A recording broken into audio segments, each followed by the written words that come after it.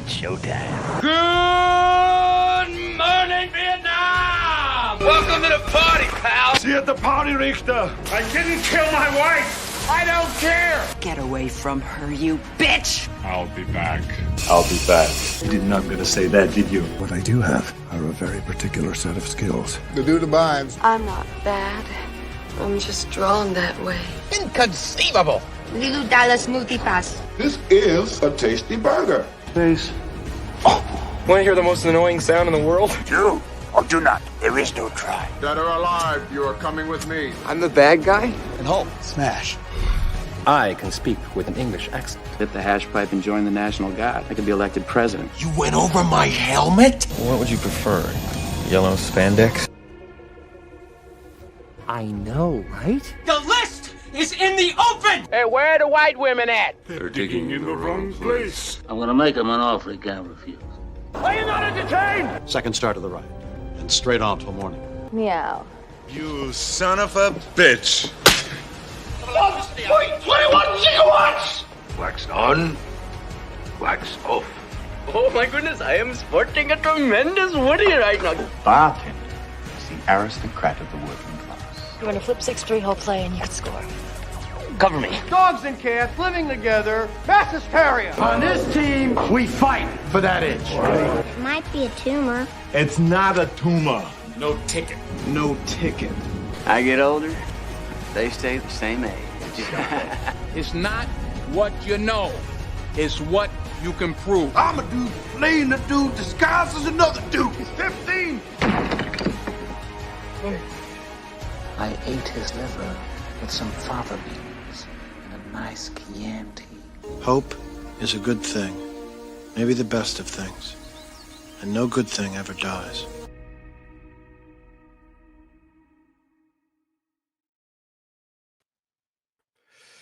Good evening, and welcome to the Reel McCoy. I'm your host, Meffistoe, and always with me, my hetero life mate, all my feelings. How are you, sir? Good, buddy. What is the Reel McCoy, you might ask? The Reel McCoy is your weekly movie podcast where we ask you to go watch a movie, you watch it, come back to us, and we break it down for you. Today, last day of February, we are finishing with Robert Zemeckis' probably greatest or most famous or most well-known movie, probably over time the most profitable movie of all time, probably the most iconic time-traveling movie of all time, certainly better than Endgame. And to help us out with all that rigmarole is Mr. Doc. Tom Connors. What's up, Doc? All right, let's say hello to the chat. Welcome. All the Salty Nerd podcasters are coming about and staying here and not going to Brian's show for politics. We'll say hello to Keely Chow. We'll say hello to Kaladin. Biffer, welcome back. Juliet, good evening to you. What do we have? Kaladin. We've got Jillian. We have got Penny. Welcome, Penny. Welcome, One Punch Man. And all the other lurkers that are in the chat. Brace yourselves because this one's a good one. And welcome, Kalikioki, right at the very edge of the congratulations and good evenings. Okay, Back to the Future. We have got plenty to cover. Tom, because you're our esteemed guest, please tell us your first ever time encountering this movie. I sadly didn't get to see it in the theater, but I was only like 5 when it came out. I did get to see it on home video when it first came out, possibly even a couple days before everybody else did, because this would have been in the time period where I think I told you guys about where my dad worked for like a company that would set up gas stations. Yep. So yeah, this would have been one of the movies that he brought home in a paper bag that had still in plastic, and I got to look at the cover and everything. So yeah, I remember vividly. And I mean, this movie blew my mind at 5 years old. I may have been 6 by the time it came out on video, but point being, I mean, this and Teen Wolf came out around the same time. And Michael J. Fox was everywhere. So like, Michael J. Fox was one of my first actors where I knew as an actor. right? Like I knew his name. I knew he was I got the concept of what acting was and how people could play multiple roles and they weren't the same person all the time. And it was just kind of my renaissance. It came in the perfect period of my cinematic renaissance of growth into loving film and television and all this stuff that we get into. So yeah, this came at the perfect time for me, as I'm sure it did most people. And I mean, honestly, going into it, I don't know if I even had a concept of what it was initially, other than maybe seeing a few trailers, but I'm sure everybody was talking about it at that point. So I'm sure I had an idea of what it was. I knew the song, obviously, as soon as Power of Love comes blasting on. I mean, it was a big hit on the radio and stuff like that. So, I mean, I was well aware of it. I remember at the time, but I don't think I ever expected to like the movie as much as I did. Even looking back on it now, I'm kind of surprised at how much I liked it, but it just goes to show you how much of a perfect film it is. Like I even showed it to my grandmother like years ago before she passed away, and she enjoyed the hell out of it. Had no idea what the hell she was watching. She just knew that kid from Family Ties was in it. Yeah, I was gonna say. She's like, what did they do to the dog? You know, and all this other stuff, kind of like the original audience did. But like, yeah. Yep. We've got that on the notes. Feelings before I chime in. Before I chime in, what was your first experience with Back to the Future? First I have to say is Tom's dad was the my uncle works at Nintendo. But no, it's not that cool. Don't yeah. Still, hey, you got a little you almost got a screener before all your friends did. So, it just was weird to me. Like I said, the oddball thing to me was I didn't know how cool I had it until like years later, like a year or two later, after my dad wasn't working there anymore. I can't remember what it was. The first time I wanted to rent something that wasn't, something he brought home. Wasn't available. Yeah. Yeah. I think I rented Jaws by myself or something like that. And I got it in this plastic case. And I'm like, what the fuck is this? It's like, there's no artwork on the front of it. What the hell? Yeah, I gave you the artwork. Aren't you going to give it back? Like, I was confused as hell as this kid. Like, I'm like, what is going on here? I did not understand the concept yet. But anyhow, go ahead. Sorry. Yeah. No, you're fine. You're fine. Go ahead. First, again, obviously, I'm a little bit younger than Mr. Tom. So I obviously saw it the first time VHS, and I do distinctly remember watching it with my cousin. Well, I think it was maybe 3 or 4 years old when I first saw it, and we were in our PJs eating popcorn, watching the movie. And my cousin had the biggest crush on Michael J. Fox. That kind of crush, huh? So, yeah. Right. Leah Thompson as Lorraine kind of crush. All right, cool. To me, he's a dream. Oh, he's a dream. To me, I had probably the same experience as you guys. It just arrived as one of the pile of VHSs for that weekend. And it was one of the movies where my dad or my mom, don't remember which one it was, said, well, we've got you the Looney Tunes and we've got you the Thing. And also this movie is for you. That's Back to the Future. That's Alex P. Keaton. Because we had Family Ties on TV. Yeah. As like an evening show. Because it's a family show. It's a comedy. So it was right before the news, so 7 o'clock, 6 o'clock at night. It's like PM time.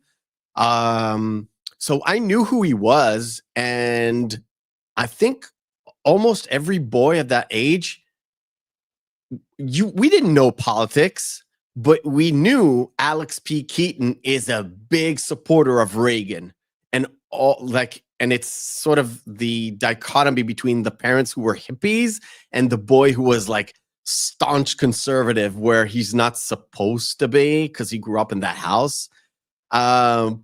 But he's the kid. And then literally the week after, I think, I got Teen Wolf. Both came out the same year. One came out July. One came out, I think, close to Thanksgiving or close to Christmas. So 85 was a big year for Mr. Michael J. Fox, who also happens to have a birthday a day after me. So I'm on the 8th of June. He's on the 9th of June. And the only reason I remember that is because when I was in elementary school, I had a calendar. You have to have a calendar to write your homework and stuff. and mine had birthdays of famous celebrities. One of them was Michael J. Fox, which was right after. That's why I remember it. Anyway, to start us off on the right foot, we're going to have a big discussion about this because this is Behind the Screens. Sound production, take 2.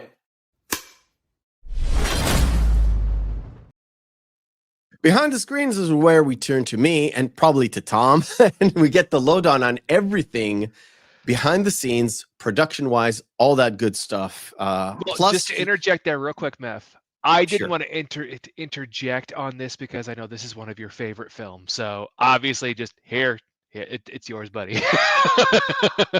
Go. Why, thank you. Thank you, Mr. Director, Mr. DeMille. All right, cool.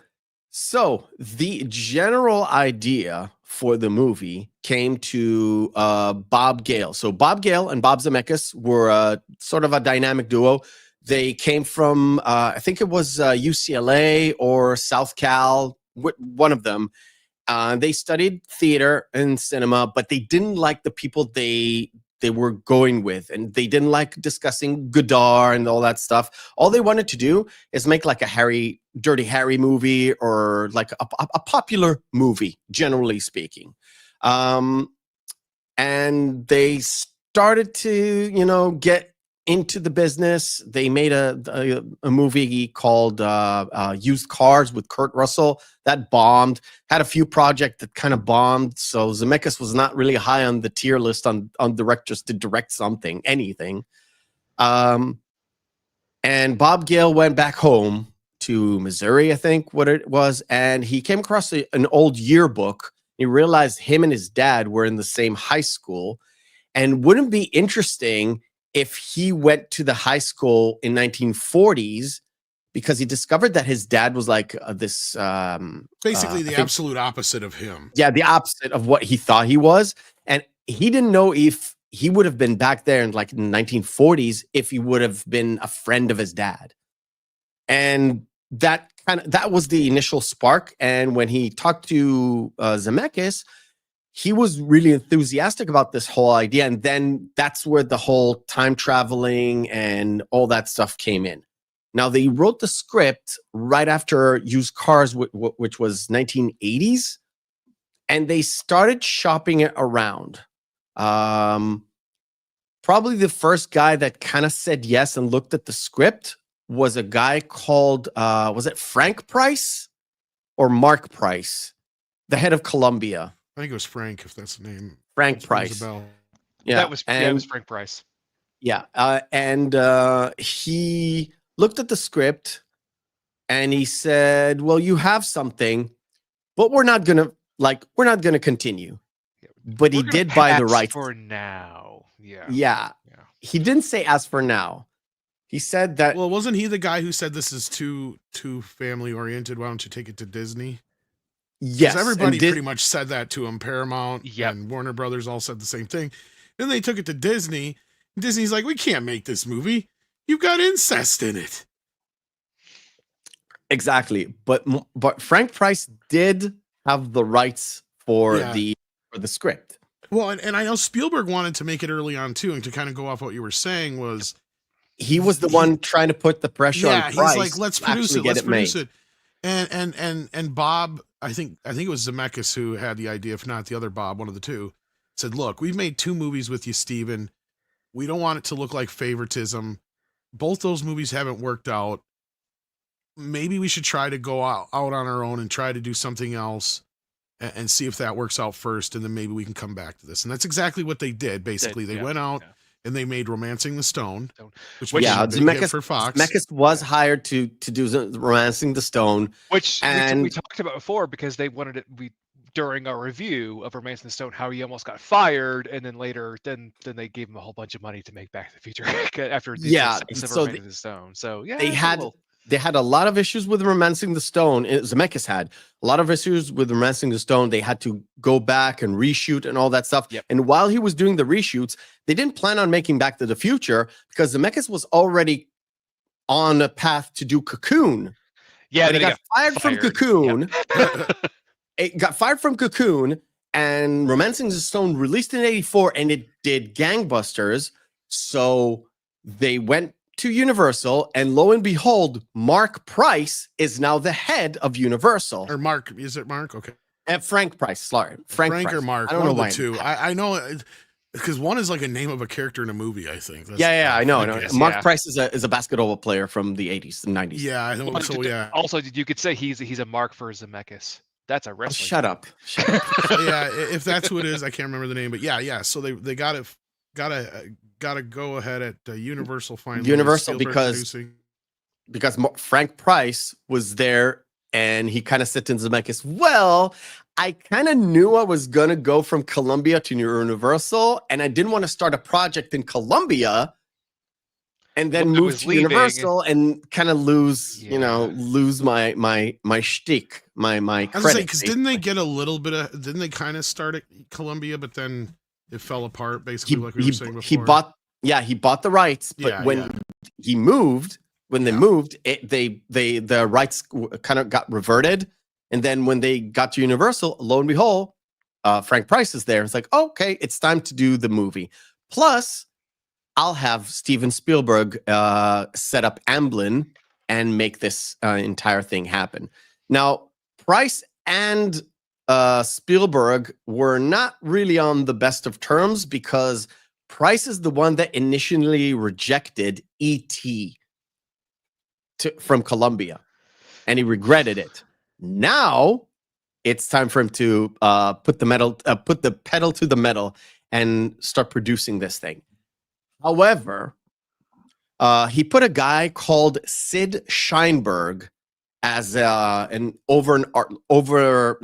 studio producer, a studio executive in charge of that project to work directly with Zemeckis, Spielberg, and not necessarily with Gale, but with that crew. And he had ideas. Now, originally in the movie, the whole bit about Marty affecting 55 and then coming back to 85, they had 1985 changed dramatically to be more futuristic in terms of, think about Futurama, sort of like cross between Jetsons and Futurama. That was the description. Because, like I said, the original ideas was because Marty's dad decked Biff, then instead of being an author, he became a boxer for some reason. The time machine originally was stationary. It was a refrigerator. Now, there were a lot of stories that they didn't want to do that because there were kids locking themselves in refrigerators, and that was the reason they said no.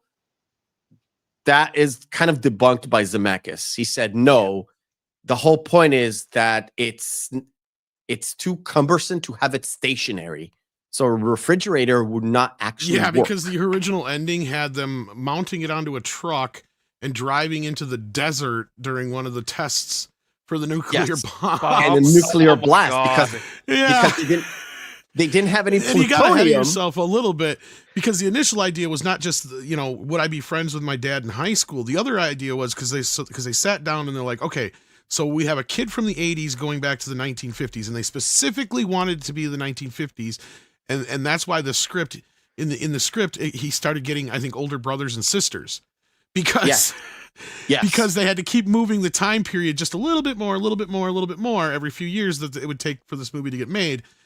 And the reason is because in the 1950s, that was the first time that teenagers were a major part of pop culture and pushing pop culture forward. And they wanted Marty to invent rock and roll, invent skateboarding, and I'm trying to remember the other thing too, but they had a deal with Coca-Cola, but it fell through. That's why he's actually sipping on a bottle of Dr. Pepper. And remnants of that was the Pepsi gig in Back to the Future Part 2. Yeah, that's also why he mentions Pepsi Free multiple times. Yes. Before it was Diet Pepsi. Yeah. Yes, exactly. So that whole deal came with that. So, and part of the reason why the atomic blast fell through is budgets, actually. Yeah, it's too expensive. Just way too expensive. Sid Sheinberg said, making it a vehicle just made more sense. Yeah. Well, to be fair, I agree with how it was written in the script. Well, why not make it a car, and why not make it a cool looking car? Yeah, cool looking car. They used that line basically. Yeah, and they even said that was inspiration for that. Is like at that time they're like, well, duh, if we're gonna make a time machine, why would we make it stationary? Let's make it mobile. Yeah.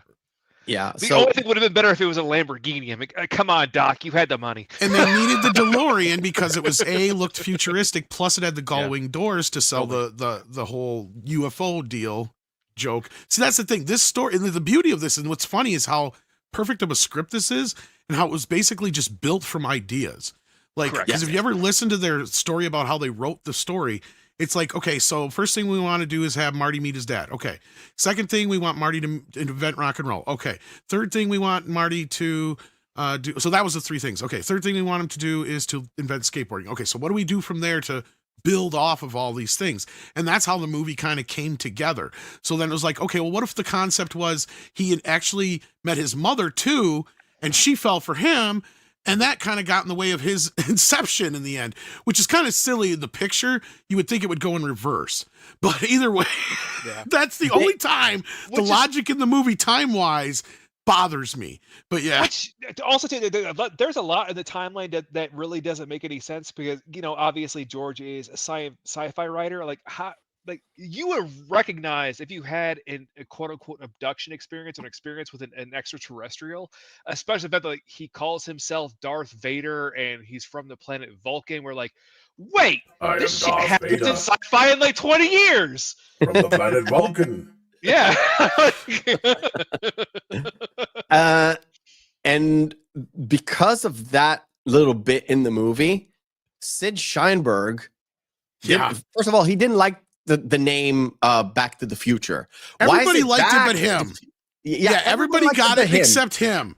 Because it's an oxymoron or whatever you want to call it, right? You can't go back to the future. That's the whole point. Or whatever the term is of what it is. So everybody loved it. Everybody was on board with it except for him. He sent a note saying the title should be The Space Boy from Mars. Or some shit like that. Pluto. Yeah. Kind of like a pulp novel of the time, sci-fi pulp novel of the time would have been called that. And yeah, go ahead. Yeah, that was the whole inspiration because in that scene, the kid has the Tales of Sci-Fi or whatever comic book it is. Yeah. And so Bob and Bob are freaking the fuck out. They're like, we cannot put this movie out called that. Nobody will take it seriously. And Steven's like, yeah, you're right. I know. And I think I know how to handle this too. So Steven Spielberg is the one who to thank for this. He sent a note with, I think, some candy or something like that off to Sid and said, we loved your joke.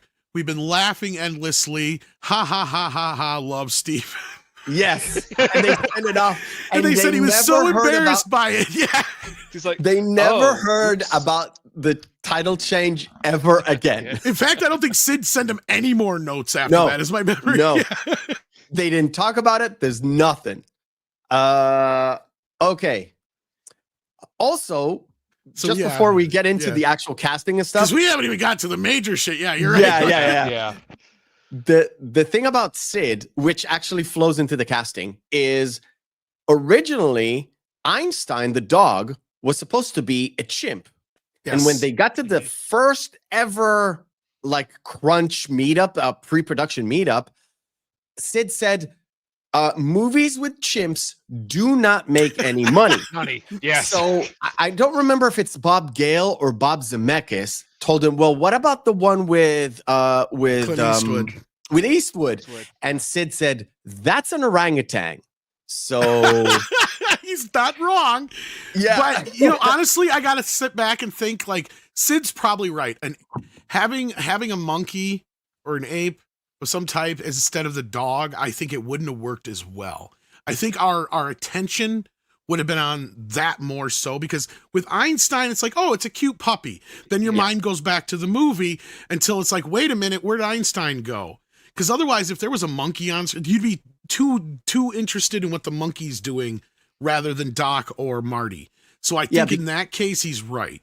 Because in the minute where Doc sends Einstein to the future until he actually reappears, there's a lot of exposition dump to actually explain the whole process. It's almost in real time. Yeah. Yeah. It actually do the whole process. And then when he comes back, it's sort of that proof of what he was just saying. Yeah. So from that moment on, whatever your audience were in terms of, I don't know what time traveling is, I don't know what the paradox is, I don't know what the fuck is going on, that moment kind of explains and covers the whole thing in about a minute.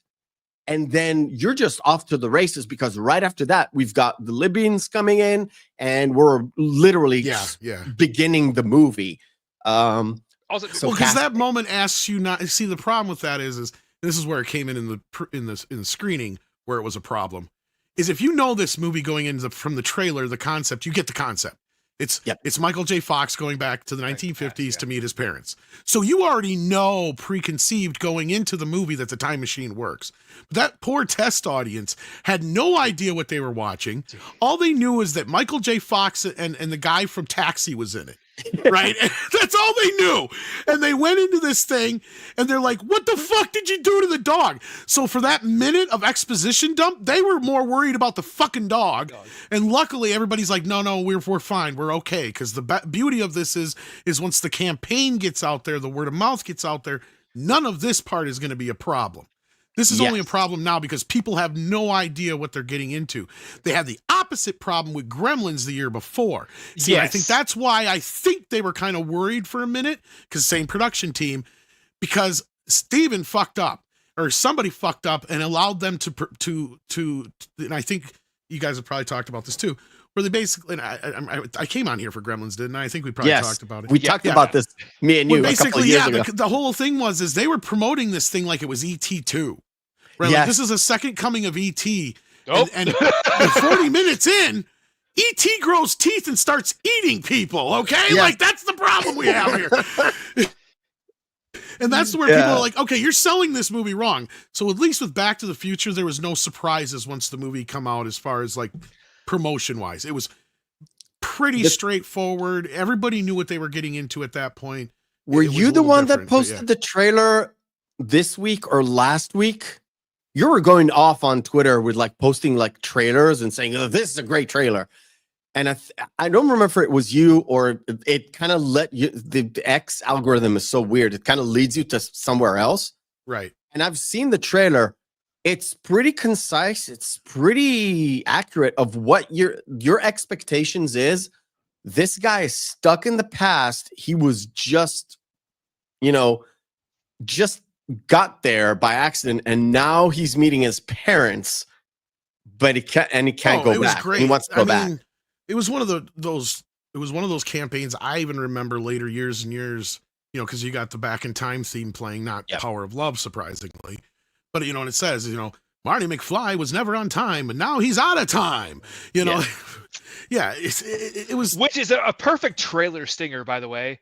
Like that, and also just a poster stinger. Like Marty McFly was never on time, and then you have the jump smash, and then the bottom cut. But now he's out of time. Like that's actually the one I would post. Mephisto would be the teaser trailer, and it would be the one where it has him walking up to the DeLorean, getting in, and they ask, "Where are you going?" And he goes, "Oh, about 35 years," and then puts down his glasses and goes, "Flash!" And then it goes. The music comes in and says Back to the Future next summer. See, that was the first thing anybody got to see of that. Now, that was a teaser trailer. Okay. I don't remember if I've seen that one, but let me see if I can find it. I think I've seen the original. The original trailer is on IMDb, but it's posted all over the place. Yeah, the main trailers were all great. I want to show it here, but I can't. Yeah, just to ask real quick, just for my own sake, just if you guys know this or not. Was it a dog specifically in reference to the cosmonaut program? No. I think that was why they. I think that's why they turned around and decided that, or no? No. It was. Is generally speaking, it was because it's like a man's best friend kind of a thing. Okay. So it would have been just thinking. Regardless, an interesting kind of tie-in there, as the first big step into outer space was made Sputnik, by a dog by Sputnik. So. I don't know if we can get away with actually playing it, but we're not playing it. But yeah. this is very different because the original trailer does not have him with the sunglasses. Oh, and of course it's the 80s, so he has seen this. mirrored aviators. I've seen this. Yes. Yeah, he walks up, kicks the tires, punches in the time, and then it goes. Yeah, and he got the title big splash. Yeah. All right, casting. So, how many people went for the role of Marty? Well, a ton of them. However, Michael J. Fox was the first choice. Apparently, Gary Goldberg, who was the showrunner for Family Ties, got the script, didn't even show it to Michael J. Fox. Michael J. Fox didn't know they wanted him for this movie. Well, the reason and they asked him, Bob, because Bob and Bob went in and they said, we want him to do the show. And he was probably one of the hottest young actors at the time. So obviously, and he's like, look, this is a great script, but I cannot show it to Michael. And they're like, what do you mean you can't show it to Michael? He's like, well, look, here's the problem. Michael's already got a movie, Teen Wolf, coming up. So his schedule's already filled with that. And we have an entire season to shoot. Yeah, we have an entire season to shoot. And the problem is I could let him be light in the season, but Meredith Baxter Birney is pregnant. So I need him to carry more of the show. So they had this major storyline leading into that season that Michael J. Fox needed to be more on set for. So he's like, I'm sorry, guys. I just can't, because I know once I show Michael this script, he will want to do it. And if he does, he will kill himself. Which he did, kind of. Yes. But we'll pause. That gets to the next point. Yeah. We'll pause this because there were tons of actors of that similar age that went for the role. Johnny Depp, Ben Stiller, John Cusack, Robert Downey Jr., Charlie Sheen, Ralph Macchio, John Cryer, Peter DeLuise, and the front runner at the time was C. Thomas Howell, which I think he did some John Hughes stuff or like these teen drama stuff back in the day. But he actually didn't want to do it. And Sid Sheinberg is the one that said, there's this new kid. He just did a movie that came out, I think it was January of 85, but he already saw it, called Mask. And he was great in it. And he told Bob and Bob, trust me, this guy works. And if he doesn't, I will let you recast and reshoot the entire movie. Something that bit him in the ass. But so they kind of had to go with Eric Stoltz.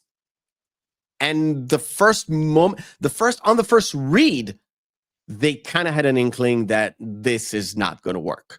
Now, for the role of Doc, there were plenty of people that they were looking for. Jeff Goldblum, Robin Williams, Dudley Moore, John Cleese, Ron Silver. I don't know how that I think the one who got closest besides... I've got more. I was going to say, go ahead, finish. Mandy Patinkin, James Woods, Gene Hackman, and John Lithgow, which he's the one who got the closest one. Yep. Wow, John Lithgow. I can see it. Yeah, I can see it. Yeah, that's very easy. After Third Rock from the Sun, I can see Doc, but it would definitely work. A different, but still wacky in the fun way. Much darker kind of Doc, I think, a little bit more. He definitely would have a little bit more going on behind those eyes than. Yeah, even Boba Fett's like, Doc could have. It's like John Lithgow could have been a great worked, Doc. but I think it has to be Christopher Lloyd. Why? Because, and here's the fine line difference between Lithgow and him, is that Christopher Lloyd is that manic, goofy enough to where, you know what, I think I can kind of trust this guy. Lithgow, yes. I don't know if I could trust him. You know what I mean? Time, like, even now, I'm saying like you probably killed somebody, didn't you? I think you probably did. I think you did. Dexter too many times. I think it doesn't matter how many Einsteins I went through to get here. Okay, just exactly. It's like this is actually the 14th Einstein. So the point is we're here. Like, that would be more Lithgow's, but no. So Zemeckis' producer Neil Catton actually saw Christopher Lloyd on Bakru Banzai, came out 84, where Bakru Banzai kind of fell apart. They also had Lithgow as well. Yeah. That was on it. Peter Weller was on it. Anyway, the movie bombed, but there was something there. He didn't go off on the taxi character, more on the Bakru Banzai role. They gave him the script and he tossed it in the garbage. But his wife was like, why don't you just read it first? So he said, okay, I'll read it. As soon as he read the script, he was like, I'm in. For the role of Jennifer, they wanted Claudia Wells initially. However, she couldn't do it. She had scheduling issues. So they got Hardin. I've written down the name. Her last name is Hardin. Melora Hardin. To play off Tom Wilson, they got because they knew him from stand-up circuit, and Crispin Glover was like, he went to the audition and he was so nervous. It kind of fit what they were going for anyways. You don't even have to be method, Crispin. Just be yourself. No. He was not method yet. He was nervous, Crispin Glover, and they got him to play the George role. Wasn't big of an issue.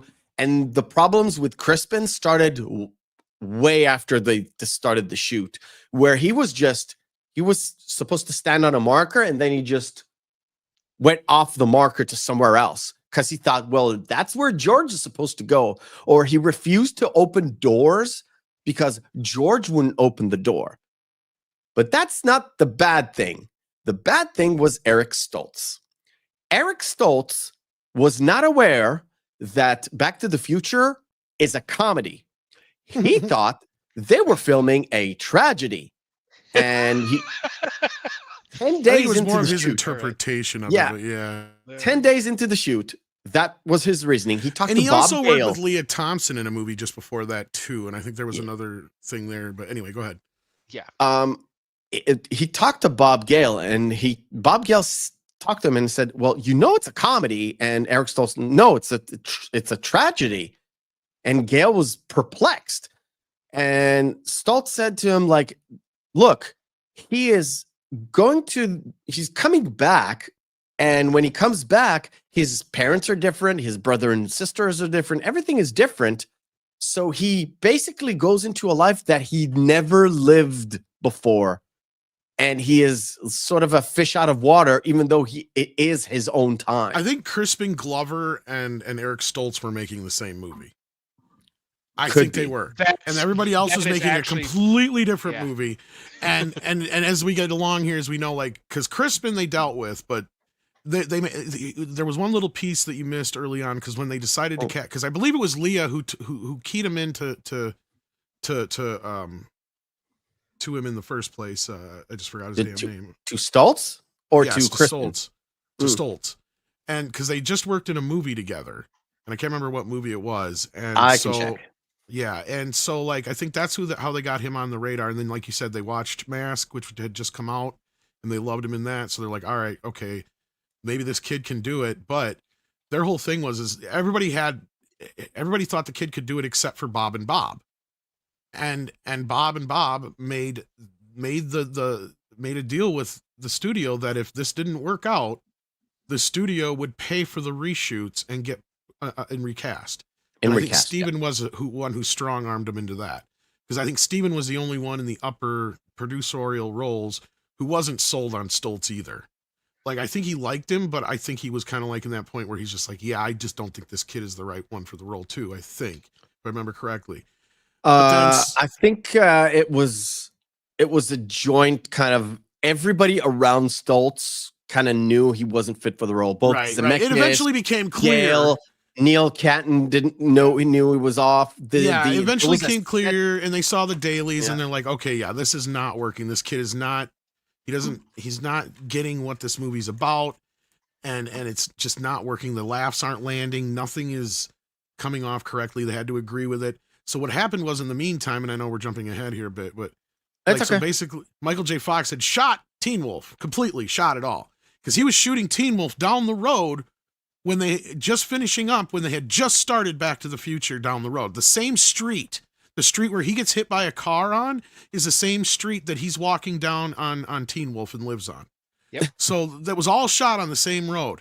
So he was pissed because he found out about Back to the Future after the fact, and he's like, man, that movie looks like it's fun. Because he was stuck on Teen Wolf, which to him was kind of shit. It was a low budget. It was quick. It was, in and out. I hated shooting it. I had a relook. Back to the Future came out July 4th weekend. Yeah, they held Teen Wolf. Teen Wolf did not come out Thanksgiving. I had a relook. It's August 23rd. It wasn't too long after. Beginning of the summer, one at the end of the summer. Because it was done first. And they knew Back to the Future was coming. There was so much buzz that they held Teen Wolf off, knowing that it had a better chance at the box office after Back to the Future had they not if they waited to release it. But anyway, not only that, Back to the Future was slated for May. They pushed it back to the end of July. And because of all the turmoil and because of that audience that saw the dog come back and had really enthusiastic about it, they moved it forward to July 4th weekend. So it kind of forced Zemeckis and the entire crew not only to work nights with Michael J. Fox, they had to work 7 days a week to complete everything, because once Stoltz was out, they were about 6.5 weeks into the shoot. Zemeckis was like, okay, go back to Sid, tell him it's no-go. And Sid was like, are you sure? And Zemeckis was like, Zemeckis and Spielberg and Gale, they all went into the office with Sid, and they said, well, we can't do it, but we'll give you concessions. You gave us $12 million. We need 16, 17 to do the blast and everything that is around the blast, including sort of incorporating the DeLorean into the blast. That was the initial concession. And then they were said, okay, no blast.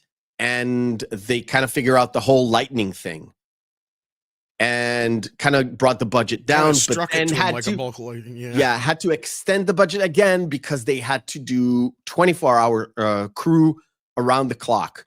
And the great thing about it is, first of all, they had everything blocked. So Michael J. Fox came in and they already was ready with several shots.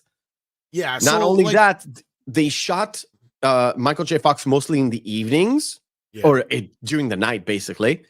And in the mornings, they shot the opposite. So if he was in a conversation with somebody and he was off camera by himself, they shot the other side with the people talking back to him in the mornings.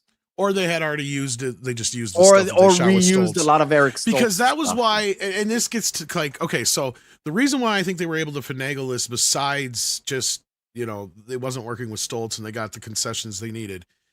I think the big thing was NBC, I think, was owned by Universal at that time. So NBC being the channel that showed Family Ties. Not yet.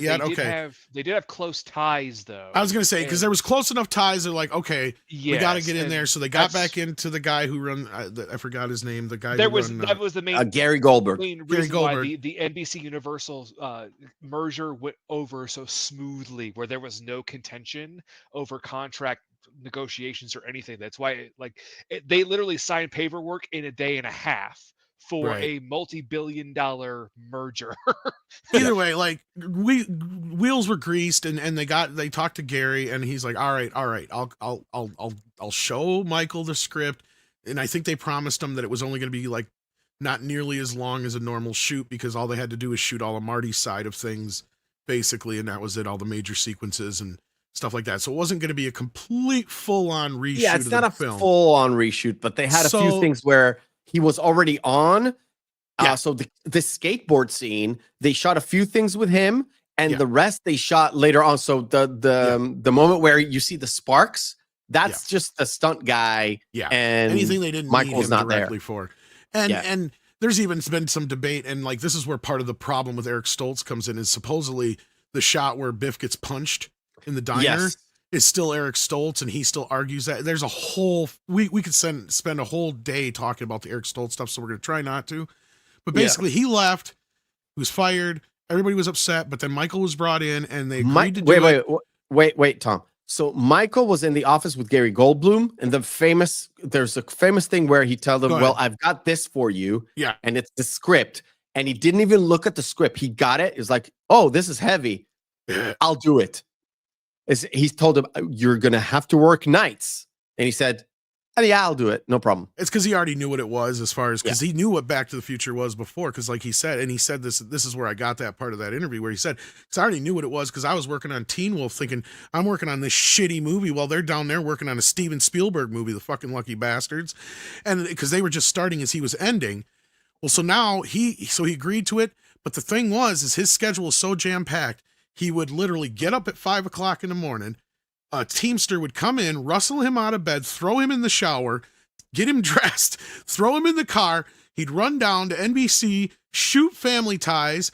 Then at about 6 or 7 or whatever it was, the Teamster would come back in, throw him in the car. He'd sleep on the way over to the set to Back to the Future, get him out of the car, get him into makeup and clothing. He'd get to nap while he was waiting to be whatever they needed him for, but like in between shots. And this is why I think Michael J. Fox does not remember shooting Back to the Future. Because that's what he says. I don't remember shooting that movie at all. I don't think he worked that much with the actors. Outside of the few scenes where we know that they were on screen together, most of those times he was just shooting off camera. And that's part of the reason between that and just the haze of not sleeping more than 2-3 hours a day for 3 weeks straight, basically just did him in. Yeah. And Sunday he could have all day to shoot with them, but yeah. Plus there's a few scenes where he's like asleep or sitting down at Doc's place, just laying down while Doc is talking.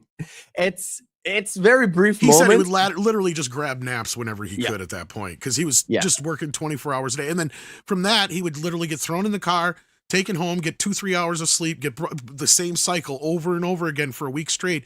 The only day that was different was Sunday because he actually got to shoot with Back to the Future all day on Sunday. So then Bob and Bob would take advantage of that and shoot 15-20 hour days with him. So this poor kid was working nonstop for 3-4 weeks straight, basically between Family Ties and Back to the Future, and he doesn't remember any of it. Let's just say I'm not surprised why he has probably got him through that era. And all that stuff. The man was a hell of a drug, Tom. Well, the Parkinson's, actually, it's funny you mention that because there's a connection between him and some show he did as a kid in Canada where a bunch of members of that cast are suffering from Parkinson's. Oh, so really? They're wondering so they're wondering if there wasn't some connection there to something they were where they either shot it or under some conditions that those kids were in. That a large portion of these kids all got this disease. But anyway, that's a whole nother sad part of it. Maybe it's like in Wayne's World where there was a bad red rope licorice circling around. But yeah, I'm not gonna confirm or deny. I'm not saying Michael J. Fox is the type of guy to do cocaine, but everybody was doing cocaine in the 80s. Yeah. The only guy I know for a fact who probably wasn't at that time period was probably Eddie Murphy because he was so straight edged. Yeah. And that was the first guy I thought would take cocaine. No, actually, believe it or not, which is funny because in the scene where they're in the cop shop and he has the big lie about the super cops, it was so late, he was so tired, Eddie was. They said, give him some coffee. And Eddie's like, I don't drink caffeine. And he's like, no, you're going to need it. You're going to be up here for another couple more hours. And he finally relented and he was just oh my God. like Eddie Murphy times 12. And that's how that whole scene came together. It's like, these cops, they ain't just cops. They're super cops. You know, they have badges on it, capes on the badges. And, you know, it's like, just like the whole thing is just like off the charts because he's on caffeine for the first time in forever or whatever. Sounds like my wife. Now he's not as straight edge, but then he was like very, and even Charlie confirmed this in his story with when he's talking about wasn't it Rick James? Yeah, because he was talking about how everybody was doing cocaine and everything else, but Eddie was so straight edge, he'd leave, and all those guys would just hang out and party. Well, that's where those stories would come from. Then, yeah. All right, so budget. Hey, we got off the beaten track. Yeah, sorry. Yeah. End of the budget, $19 million. Because of the recast and all that stuff. I know I kind of skipped a lot of stuff. One of the most expensive comedies in history at that time, besides Ghostbusters. The movie grossed $388 million, 215 domestic, and the rest in the States. In terms of VHS, it just did off the charts. Fucking insane numbers. First release, it has had 3 different releases in the United States, doing re-releases where, Tom, they always do this in cinemas. Yeah. The first time it did its first re-release, 48 million. Yeah, because back then not everybody had a VCR yet, so people would still go back to see movies. That's crazy. So inflation-wise, just the initial run of the box office in today's money is $1.1 billion. So, and of course, that's the most grossing movie of 1985, beating Rambo: First Blood Part 2 and Rocky 4. Yeah, 84 and 85 were just bang bang years for movies. 84, we've talked about this before. 84 is greatest year in movie best history. Years of film ever. I mean, 82, 84, and then vicariously 85, although, it's still... and then 89, just, oh my God. 85 is top heavy. 88 is good, not as great. 89 is top heavy. Was it 99? 1994, 1999. It's not just how much they grossed, it's cultural impact and all that stuff. Exactly, yeah. Yep. All right. Cool. We're an hour in. And we just got to the production, finally getting to the... So, yeah, things are rolling around. They got Michael J. Fox working 24/7. Yeah. We kind of touched upon the fact that Crispin Glover started to give... Even when Michael J. Fox was on, Crispin Glover was, like, very difficult. And in terms of... There was, like I said, with the markers... They had to put a physical cardboard box around him so he won't be able to move, because they didn't shoot his feet, obviously, but he wouldn't go anywhere because his hair there's was a box there. Too. It would have made noise, so it didn't fit. I guess his hair drove Bob nuts too, because his hair would keep falling down on his face and he would do it on purpose. Yep. And Bob would be like, "Get your fucking hair out of your face." I kind of touched upon all the other stuff. Now, have you guys seen the outtake? I gotta ask, have you guys seen the outtake where Marty comes in with Doc and they're watching Lorraine in class and he's like doing the No. Okay. So you've not seen this. Okay, so you know what I'm talking about. Well, I'll grab this outtake real quick to just send Mephisto in the background. What I do want to talk about, I'll talk about the VFX part. The whole real quick, I just wanted to say about this thing though, is this is supposedly Michael J. Fox was making fun of Crispin Glover, supposedly, because this is what Crispin Glover thought it was going to look like at the end of the movie if he had his druthers. So, like, this was him, like, having fun at his expense, I guess, even though he went and turned it into, like, a Chicano type of character. But, yeah. Let me see if I can find this. So you might actually get away with showing this. Well, it's an outtake, I guess. If it's like 10 seconds, it's not a big issue. I'll probably, and I can always trim it. It's like the first one that comes up. Yeah, it's pretty popular. Let's see. That's great. That's awesome. See, this is why that's the major difference between Eric Stoltz and Michael J. Fox. Michael J. Fox's comedic timing was so goddamn good. They immediately, because the first scene that they shot with him is actually the Twin Pines mall shot in the evening. The first sort of like going into the future, the whole Einstein bit, that was the first day or the first night actually. And immediately, as soon as he finished the line, the first line ever was like, you made a DeLorean into a time machine? No, you turned a time machine into a car. Well, yeah, why is it a DeLorean? Well, if I'm gonna make a time machine into a car, why not have it make it a great car? That's Doc's line. Why not do it? Marty's line is, you mean to tell me you made a time machine out of a DeLorean? Well, actually, question mark. Cut. And as soon as they had that, Zemeckis was like, that is my guy. Well, and he turned to Gale, is like, yeah, that's my guy. That's interesting. There's even what I even mentioned an was that was one of interview. the first lines before they changed it. So that yeah. That was Anyway, before they actually got the actual manufacturers of the DeLorean on board too, which that's a whole other thing. Which I'm well, sure you'll get yeah, because Ford wanted them to use a Mustang and to actually pay for some of the like budget costs in terms of Yes. sponsorship. And Zemeckis was like, no way. It is not futuristic enough, the new Mustang. And this is like 80s Mustang, not this is where what they we won have the today. argument with the gull wing doors. Yeah, like Yeah. that's what won the argument. But like that guy that you're talking about, I don't remember his name, but the guy who did the product placement shit was like the bane of their existence. Yes. Besides I didn't write his everybody name, but- else. Yeah.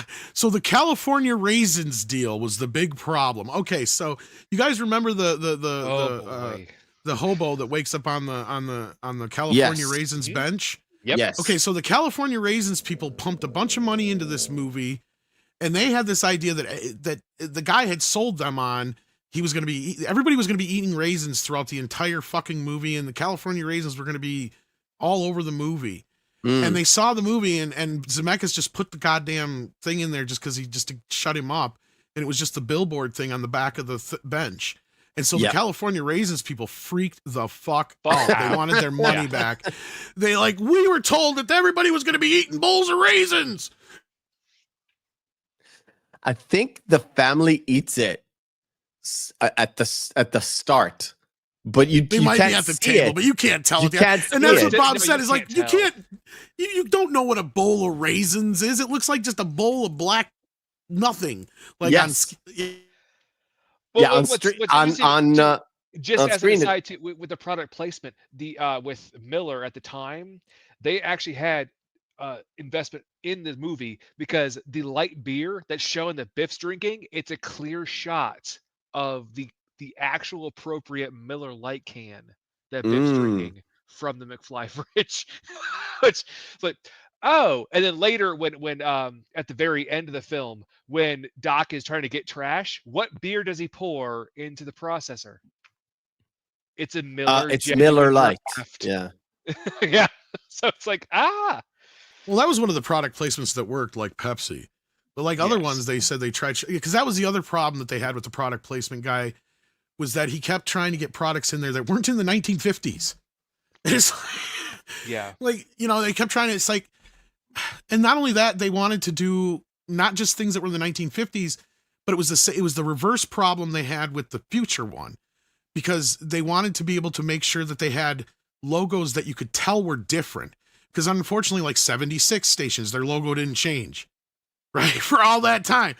Most Shell stations, their logo didn't change, right? So they wanted things that did change over time so that you could see the difference when Marty would go back in the few things that did exist back then compared to what does now and the differences. So and that's where they even introduced the new futuristic Pepsi can in Back to the Future 2. I don't know if you guys remember that. We're live at that time. Yeah. It kind of refed itself back into the culture that way. But that was one rule that Bob always had with the stuff that they would have.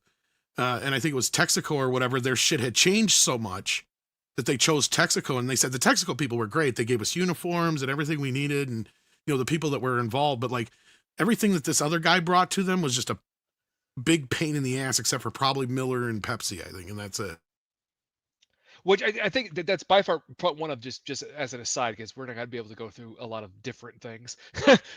Doe's already got me here. A tab? I can't get you a tab unless you order something. A Pepsi free? I can't give you a Pepsi for free. Yeah. Which is exactly the point, right? So you have him order Yeah. a tab, which is a soda that didn't exist yet. Yeah. So And then he orders it's a great soda that does streamlining exist, that but way. another version of it. So it's perfect. Yeah. And they don't even make Pepsi free anymore. I don't know if you guys even remember that. Yeah, well. It's like Crystal Pepsi. Those things never even showed up over here. So I couldn't even have the reference except for the name Pepsi. But it was whatever. kind of like a diet Pepsi, only just I know. It was basically Pepsi Zero, what Monkey says. Yeah, Pepsi Zero. Yeah. So, are we willing to let's play our first game of the night? Because oh Lord, We're gonna be here a bit. Yeah. So Tom, we're doing just as you are our guest, we're doing marathon easy. No, we're sprint doing mode. speed run today. Let's go. All right. First game of the night. It is Missing Marky.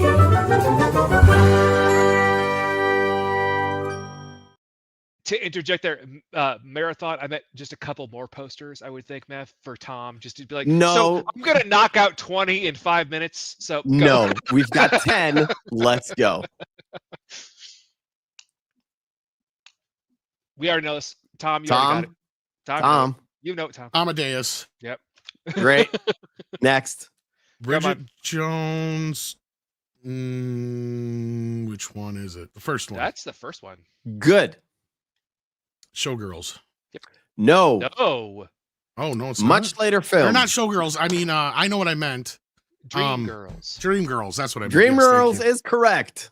oh, Side note, gosh. my mom has the meanest This joke. is the- Beth, I've told you that joke before. It's so bad. On Her Majesty's Secret Service. Correct. Platoon. That one's easy. Correct. Rocky 3. Correct. Thank God It's Friday. Correct. Color Purple. Correct. Oh shit. Come on. Oh, come on. I think you might have Tommy stumped boy. me now on Chat. this one. Tommy That's Bogart, isn't it? boy. One did of Bogart do a Western?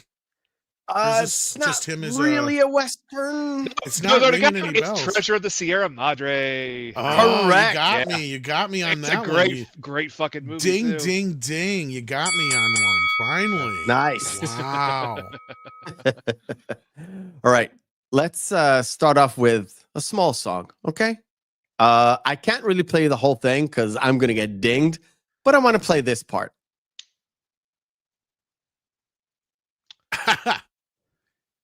Oh, we can't hear it. Oh, can't. Good. Buddy, we can't hear it. We can't hear it, Mephisto. Of course, like, you can't hear it. No. Of course you can't hear it because I didn't share it correctly. learning. It's okay, buddy. It's okay.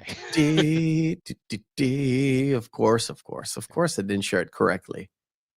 There we go. Oh, Also share with there. I don't know. Stop asking me the question. Do you all hang out together? No, we don't. How's Crispin Glover? I never talked to him. Back to the Future 4. Not happening. Stop asking me the question.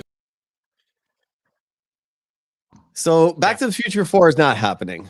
He's Thank actually a really, really good comedian, and he was obviously a comedian before he started being an actor. Yeah. So, yeah. I've seen his act a long time ago. He's really funny, but he's not raunchy that much. So it's kind of hard to. He's sort of in the middle of the road kind of a comic. But he's got a pretty long career. He's been doing it for the past 40 years almost. So, all right, let's talk about the movie, shall we? I guess. So it starts off with all the clocks, and we can actually talk about Huey Lewis at this point. I'll move a little bit forward because Marty goes out to Doc's place. Doc isn't there because he left him a message. I'm doing this thing, blah blah blah. But meet me tonight at the Two Pines Mall. I've got something to show you. Also, just the fun aside too is because it changes later in Back to the Future Part 2 where it becomes even sleazier when Biff takes over, because there was the adult bookstore that was shown, and also there's the side bit of the Toyota truck that he was dreaming of that he ends up getting later. Yeah. And also, I do kind of agree with Stoltz's opinion of this, where it would be kind of a massive existential crisis, where it's like, so the life of I'm living now is completely different from the life that I led. So who am I? Technically speaking, yes. Technically speaking. The whole point is what Zemeckis and Gale told Stoltz was everything would be exactly the same, but only your parents would change. The issue is they also changed the brother and the sister to actually be more successful. So it just made Marty even the worst, like, black sheep of the family. Well, also, his parents are happy and they're successful as well. And also Lions Estates, like where they live, it's actually an affluent neighborhood now. And Goldie is now even a more successful mayor. And like there's a whole big thing of like how basically Marty just went in like, so I'm gonna fuck up all of history for my entire town right now. But it's I'm much glad better they than kept it on the level of the entire town and not like the butterfly effect level that they did in the butterfly version of the effect. script. Where so him coming back actually caused someone to decide to become a mass murderer or something. Tom, because I look, I've been one of these proponents of the idea that Back to the Future probably has one of the best theories for time travel. And the best point of it is in most cases, I don't believe that there's this multiverse. I don't believe in the multiverse theory. Timelines don't exist. It doesn't. You have one timeline, and that timeline is going to try to reconfigure and fix itself one way or another. Kind of like how Doc shows that straight line, and then he shows it dip off. Like that's what happens. And if you have that happen, then that disrupts shit. But it's not going to disrupt everything to the point unless you actually do something that's so cool. So on such a huge level. I'm sorry, stepping on a plant 30 years ago is not going to affect a bunch of shit down the road. But if you were to go back and kill Hitler, yes, that would make a huge fucking difference on history. Well, you're talking two vast differences there. Like stuff that Marty does will affect things on the level of, a certain level of his playing field as far as where his dad is and certain things. And yes, that will have a branching effect. But sooner or later, that branching effect will just reach out into where things naturally would have occurred, is my point, right? Like the timeline will just kind of flow back into itself. Yes. What interesting that I thought that I was really kind of hoping they would cover, but they didn't. And it was supposed to be actually a scene that they were going to shoot, but they didn't, was for Uncle Joey. And Uncle Joey was not supposed to be in prison. Oh, yeah. Yeah, that was that too. Yeah. Yeah, but there was a lot of these little things. Yeah. I did love the setup of Lorraine kind of throws that cake on the table. It's like, yeah, Uncle Joey is not out of prison. And then when he goes back to their house, and Joey's in the little playpen and he's behind bars. It's almost impossible to get him out of his crib. He just loves it behind there. It was almost like there was just a payoff scene missing somewhere at some point in like, maybe it would have paid off in like the other version of Back to the Future 2. I have to look. Because I think that comes up there again, because I think he's in jail or whatever. Because the second film, there's a big portion of it that took place in the 60s during the hippie movement. And Lorraine basically it's about Marty, because the other two kids are already born, but Marty hasn't been conceived yet.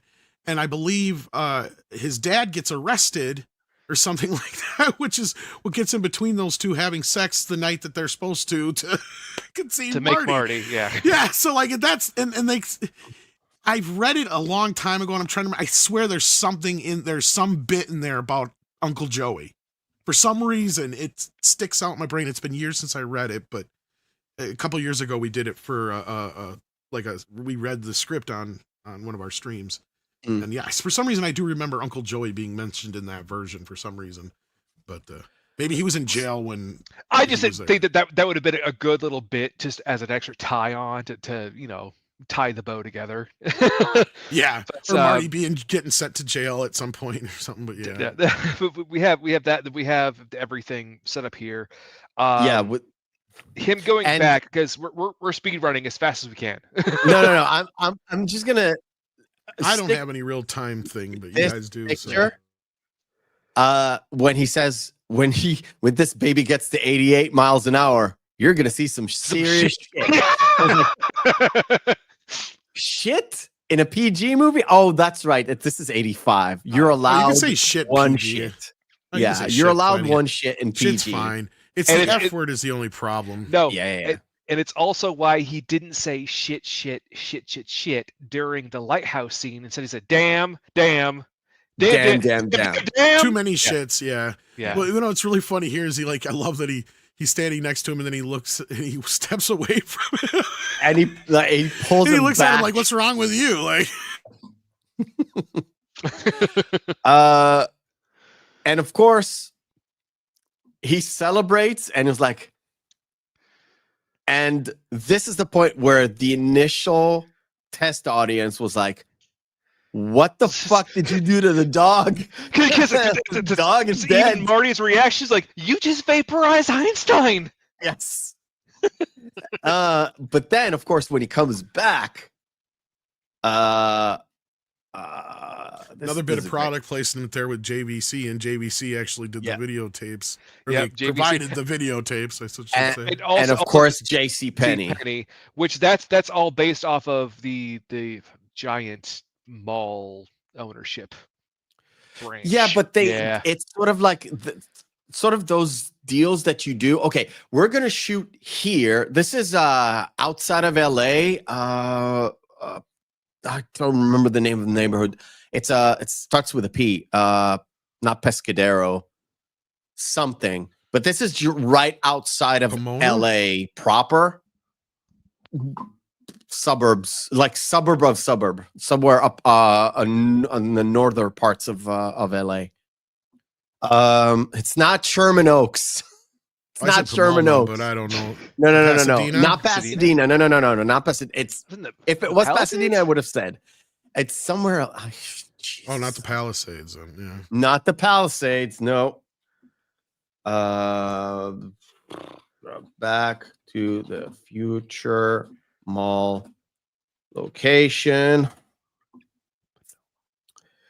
Puente Hills. Oh, yeah, okay.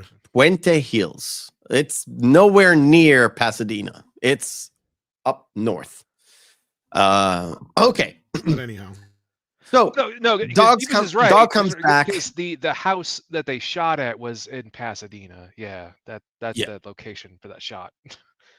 So the old Doc explains everything to Marty, and then he loads up another plutonium. That's why they're suited up with the suits. And then of course the Libyans come. The goddamn Libyans. And is like, they found me. I can't believe they found me. You don't just go into a store and buy plutonium. Where'd you get it? And I told him I was gonna make him a bomb. But I didn't. Terrorists. They wanted me to make them a bomb. So Marty gets into the car. As soon as he pulls the gear, he accidentally presses the time circuits on. The plutonium is already loaded because he loaded it with. But he left the extra plutonium, of course. Yeah. And he didn't pack the extra plutonium. However, he runs through, and I love this bit, and a lot of people miss this one. I don't know how. Yes, and I was waiting for you to get to this. Pine, yeah. Because you know who the grandpa is here, right? Meth? No. You saw him in a movie just this Christmas.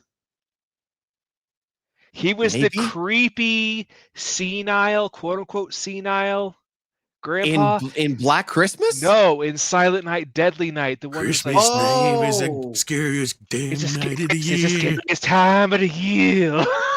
He's gonna get you. He's gonna get you, boy. My thing is, for years I was like, of course he ran over one pine. There were two pines. It was in the same lot. Now, when he goes back to the future, when he comes back, it's the One Pine Mall. And people miss that. Lone Pine Mall, I think. It's Lone Pine Mall. Yeah. He comes out my like, pines. Sorry about your barn. Sorry about your barn.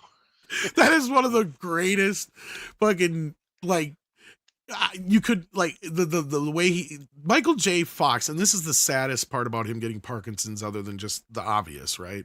Yeah. Because he was one of the greatest, and he never gets enough credit for this.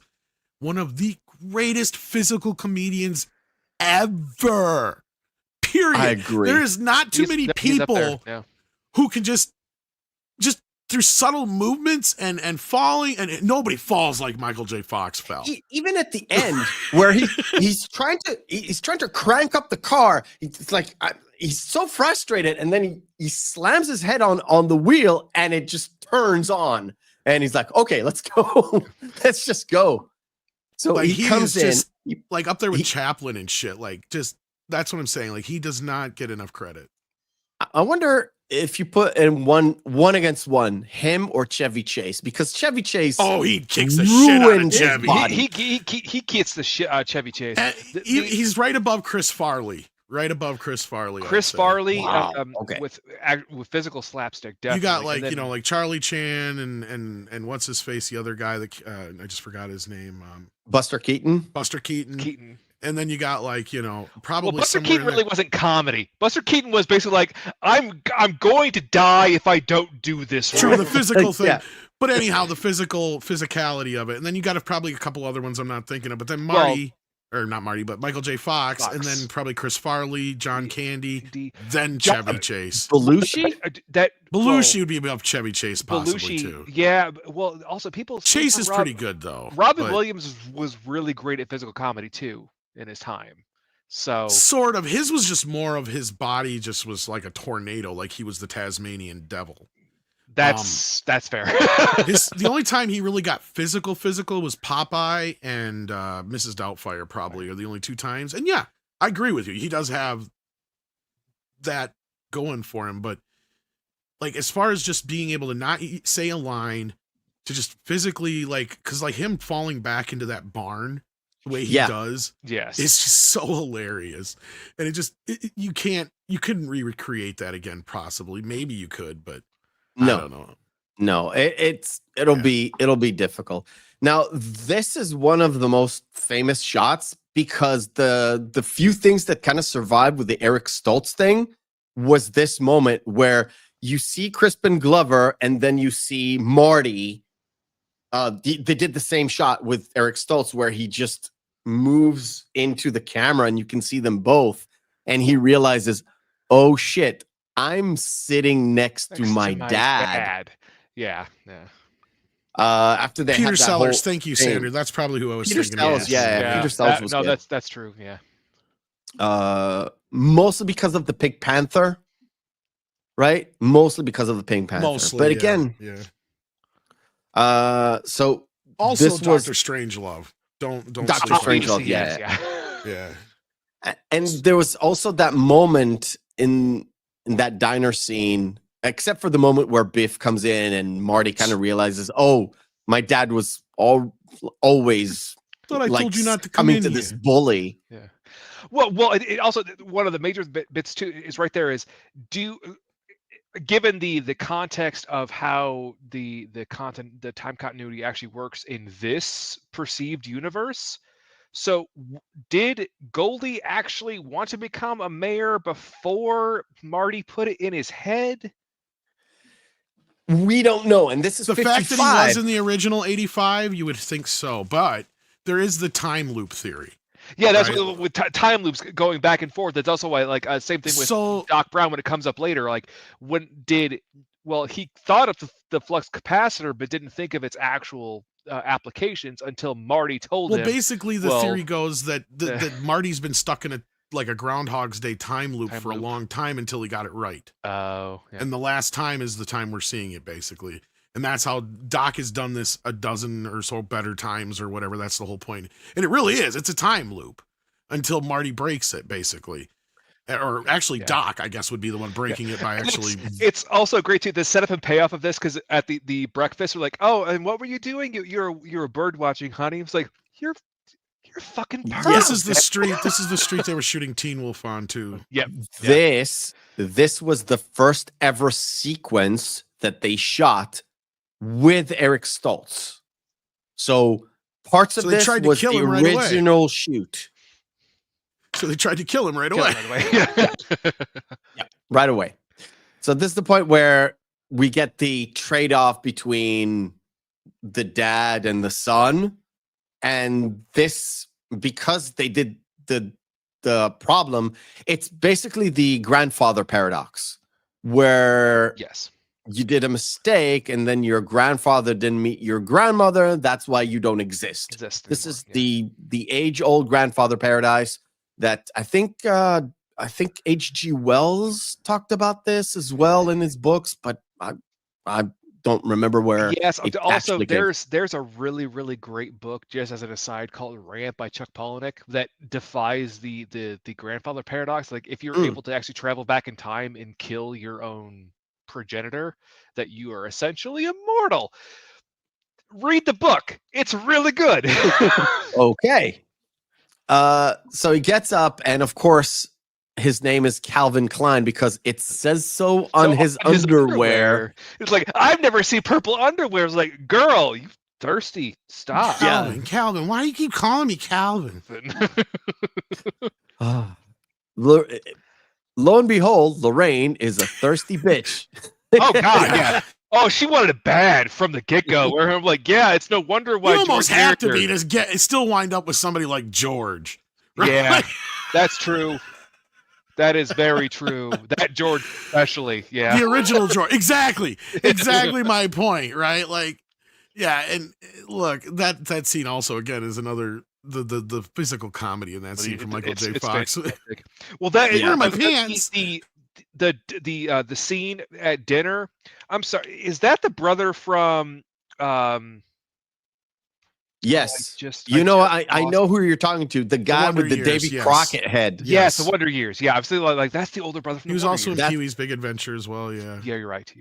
Yeah. But this entire bit is it's full of fantastic sequences. That's the mother from Gremlins as well, isn't it? Mm-hmm. Yes, yeah. They're playing off the concept of that. We're like, well, you look so familiar. Do I know your mother? Like, yeah. And it was like, oh, well, you have to go down the street. Oh, it's right by JFK Boulevard. Like, who the hell is JFK? Who the hell is JFK? Exactly. And the whole bit about reruns. Like, oh, don't worry, What you'll the hell learn is a about them. rerun? And as he leaves, his parents, well, yeah, it's called breeding.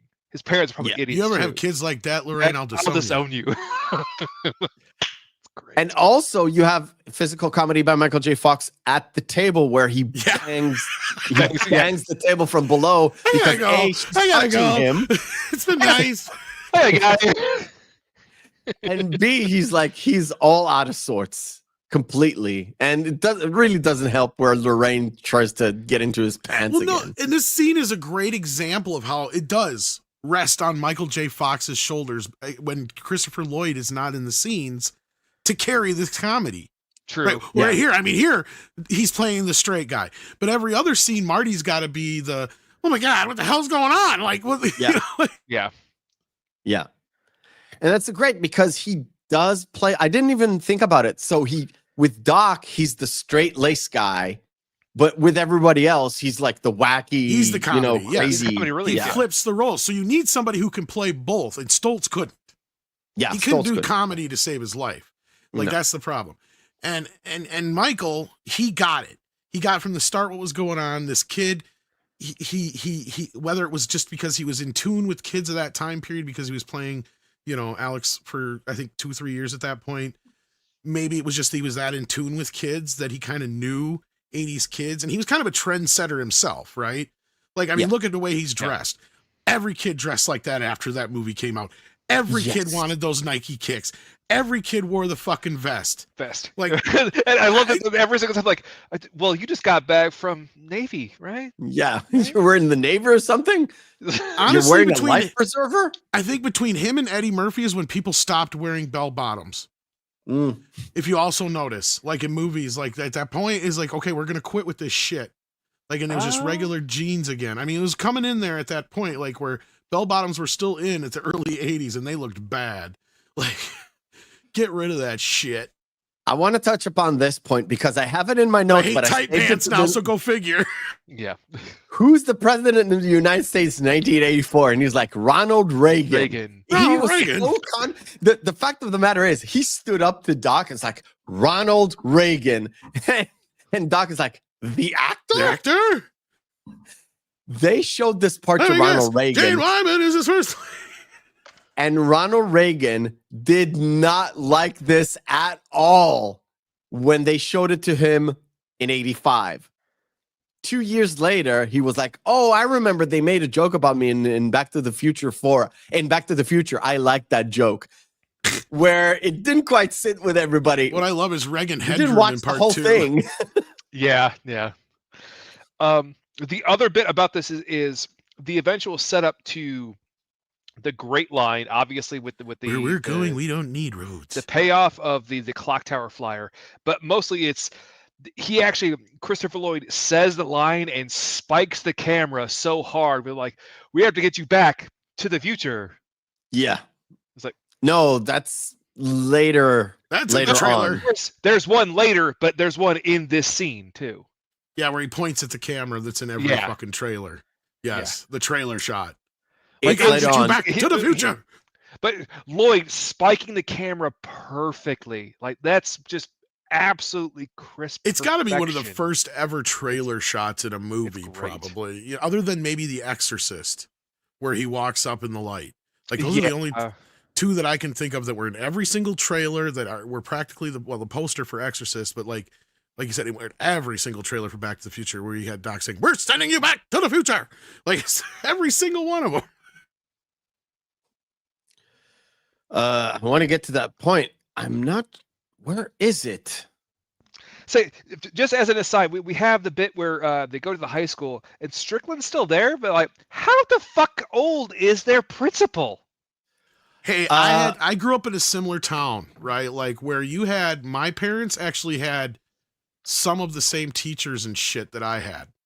And the same guy who was principal was like principal then in 30 years. He's at least 55 in the 50s, so he has to be like in his 80s or 90s when he's giving Marty shit at the beginning of the movie. It's just funny. And the obviously we have the whole point is Strickland is not the principal. He's the assistant principal in 1955. You're right. Which I was fiddling around because it's really hard to get to that point. But yeah, I wanted to get that shot. It's right before this, and then it transitions into the high school where we mentioned the whole clothing bits, and this is where Marty gets dressed in actual 50s attire. And I he's can like, hang out in the future, in the past, we can hang out for about a week. Yeah. As long as you didn't talk to anybody. He's like, oh, well. You didn't talk to anybody. You didn't touch anything. Mayor of irrevocably fucked things up. Great. Yes.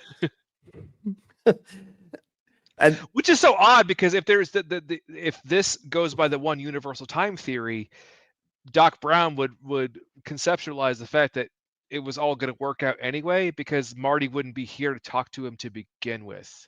Technically, that's what I was saying before too. Yeah, it should go in reverse order. But if you notice, they do have a little quick bit. I don't know if anybody else catches this but me in the line where he says where he's noticing already that his brother's that Doc notices before Marty does that his brother's disappearing because he says a bit of photographic trickery. They'd cut off your brother's hair. Oh, the head, how he's fading away. Yeah, It's Marty showing Doc the picture as the head slowly disappears, and Doc kind of figures it out. Yes, that something has changed, and it's sort of because that's actually a full setup. Let me see that picture again. Entire trilogy, because they mentioned the fact that time is sort of a ripple. It has a ripple effect, so it takes a bit of time for the changes to actually take effect. That's why the brother and sister start disappearing, and then when he plays the basically guitar, the closer they get to the moment, yeah. But I love the line where he says "heavy" because that's an '80s thing, and Doc is like, "Why do you keep saying heavy? Heavy Is the Earth kind of lost? Is there something wrong with the Earth's gravitational pull?" Yes, it's like what? But the whole ripple effect thing is kind of interesting because like if you think about it, because it all goes up to that moment. Because up to that moment, the only thing that this movie is missing is like if Lithgow was probably the character, he probably would have been throwing out things like, now there's only a 30% chance of your parents getting together. Now there's only a 10% chance. It's like like the percentage of chance of them getting together would go down astronomically as the moment would approach, right? Because that's the whole point of the film is that ticking time clock of getting to that kiss. That kiss has to happen. If that kiss doesn't happen, Marty doesn't happen. Exactly. I love the fact that like this is obviously the greatest line in all cinema. right here. Won't you make like a tree and get out of here. I love the that best line. bullies in cinema history are obviously always played by the nicest guys. Have you ever noticed that? Yeah. Johnny Yeah, Lawrence, Biff Tannen. I think Tom Wilson said that he drew a lot of inspiration from bullies when he grew up. Like there was a bully. Oh, he's that quintessential really 1950s bully. Like, I mean, he is like the blueprint for the 1950s bully right there. Yeah. No, if we get to the Eric Stoltz bit with Tom Wilson, the beautiful part about this, and this is something I knew, and doing the research kind of reminded me the fact that when they did the physical parts with Stoltz and Wilson, Stoltz was really aggressive, and Wilson was the one holding back, and Stoltz really hurt Wilson to the point where Tom was like, man, today I'm fucking this dude up in the parking lot. He was one of the only cast members who wasn't upset that he was fired. I remember that. Yeah. And the day he decided to fuck him up in a parking lot to teach him a lesson, that's the day Eric Stoltz got fired. That's the stuff that I remember from way back in the day. And it kind of reminded myself, I was like, oh man. Yeah. And I love it that Marty plays off. He tried to convince his dad to get back with Lorraine, try to ask her out, to do the sea. Oh man, Enchantment Under the Sea. Enchantment of the Sea dance. And he doesn't do it, but he plays off on the whole sci-fi thing, and he puts on Van Halen. So good. Wait. I got it. Where is it? What do you say? It's really short scene, but convince me. Not anyone in this planet could convince me to do this. Yeah, so he's Darth Vader from the planet Vulcan. And I think it's funny because like it was going to cost them way too much to get like music from Van Halen, but they like from the band, but Eddie was cool with them or whatever. Like he gave them the guitar lick or whatever it was. And that's why the tape says Eddie Van Halen. Yeah. And that's why the tape says Eddie Van Halen instead of just Van Halen. Yeah. Yes. And that convinces, George to try to do something. So he goes into the diner and he's like, bartender, milkshake. And that old Western feel of getting it, and he drinks it a little bit, and he's got full-on mustache, and he puts it down, wipes it off. My density has popped me to you. Yes, you're my density. No, you're my density. I mean my destiny. And he almost has her, but then the whole Biff thing comes in, and Lorraine is like, "Oh, Calvin Klein, he's such a dream." And we have the whole scene where it kind of is a mirror image of the starting scene where you see Marty has the skateboard and he takes on the Jeep and he moves around the little square, but in a more kind of a chase way where you have that, I don't know how you call it. What's the stuff that he takes off the little girl? What do you call it? It's like a scooter, I guess. I don't know what you would call that thing. There's a word for it. From the little boat. There was a word for it, but it's not Hebrew, but it was taken from somewhere else.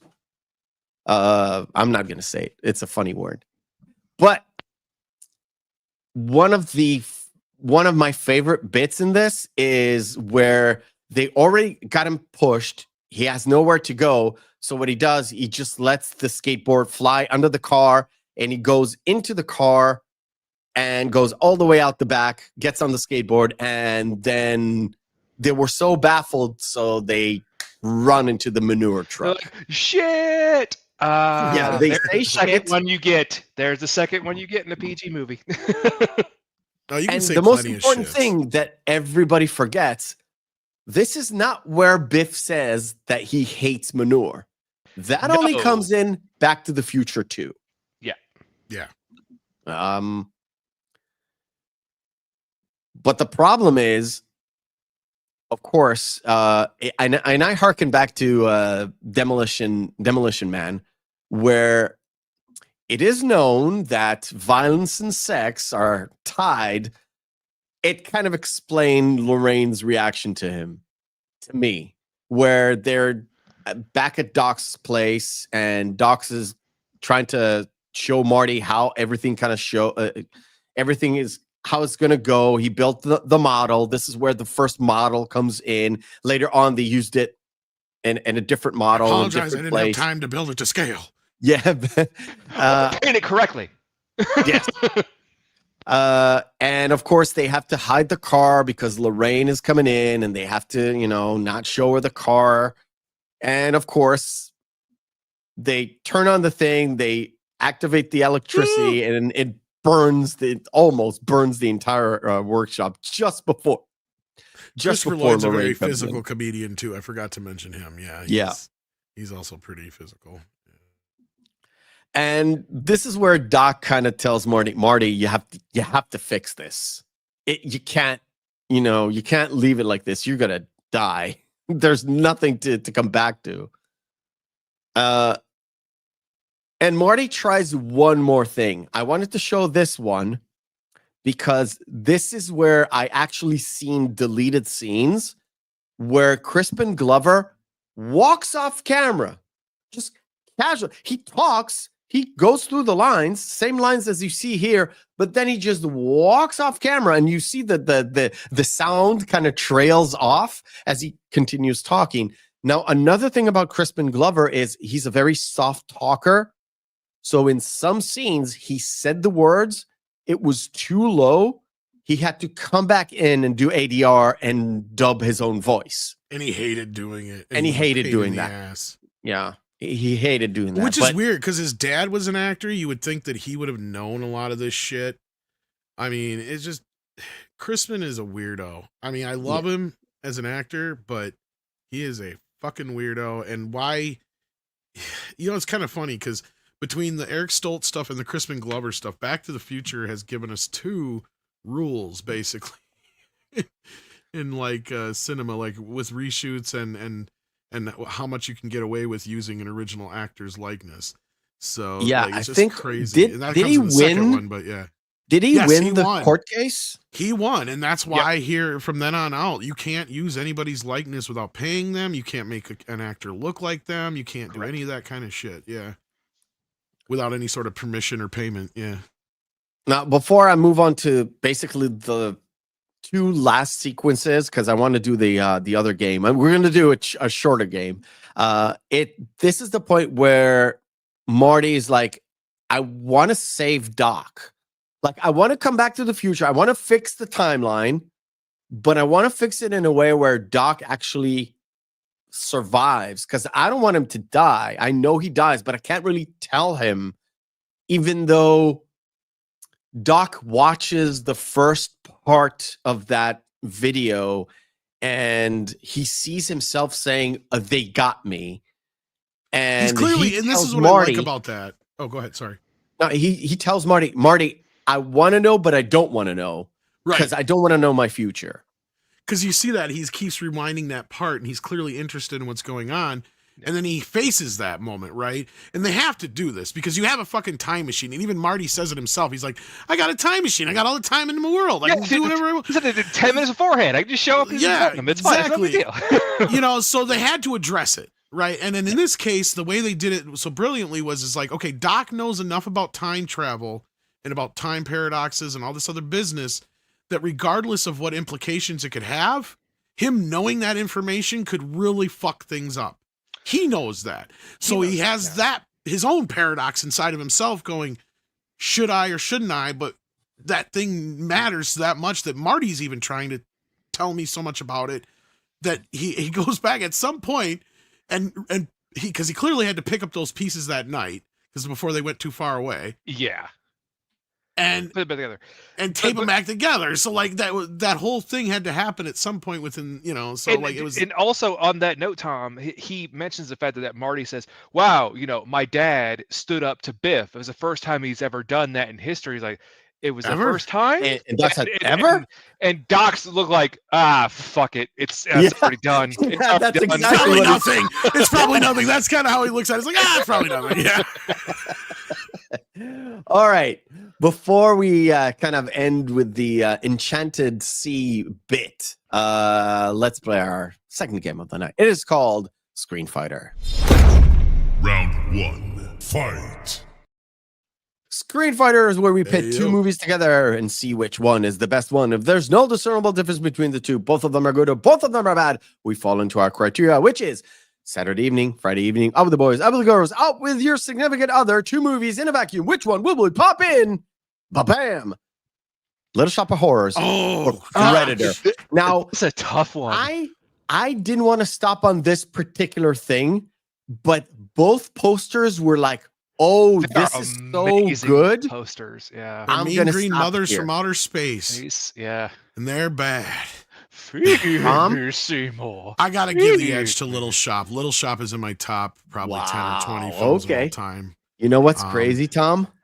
We've seen it today, this morning at 8 a.m. It was on TV. Fucking fun movie, man. It's cool. Yeah. Steve Martin, even as the sadist dentist. Because I'm a dentist and a success. I will press Little Shop of Horrors because you guys love it so much. And I know it's a tough one though, because Predator is a damn near perfect movie too. It is fantastic. Come on, I'm waiting for it. Come get me.